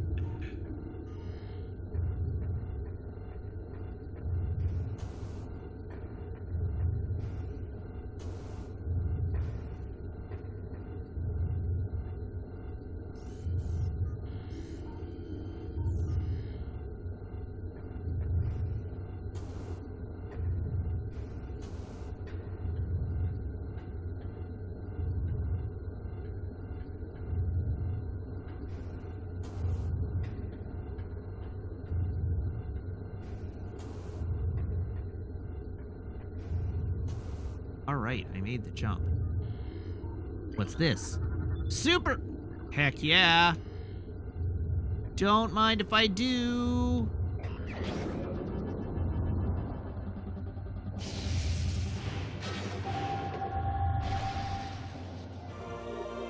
Super missile acquired. This powerful attack uses 5 missiles. Using the power beam, press and hold A to charge, then press Y to fire.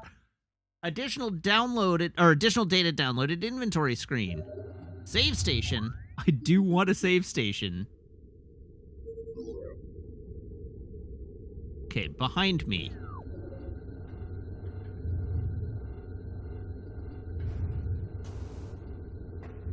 Blat. Oh, delicious save station.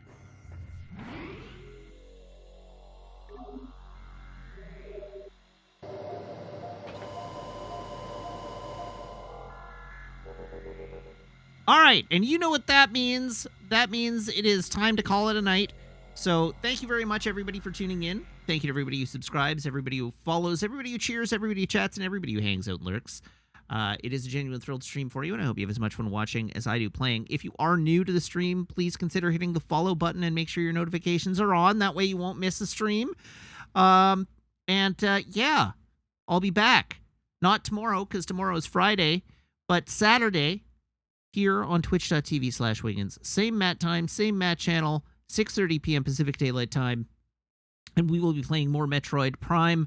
Until then, You can follow me on Twitter, twitter.com/Matt_LRR. You can check out my VODs on the YouTube channel that I've linked for you in chat. If you're a subscriber, you can join the Discord by making sure your Twitch account and Discord account are linked in Discord's backend, where my server will appear to you as if by magic among your linked servers. And you can find me on TikTok at Wiggins_TV. Please give me a follow there. I would love to share my clips with you. All right, that's it. Let's give it a quick look and see who is online that I can throw to this evening. Who might there be today? The answer is Funko, who's changed his icon. How dare. Let's all raid Funko. Everybody hop aboard this raid train, and I'll see you back here on Saturday. Until then, so long. Have a fabulous Friday, and I'll see you then. Goodbye.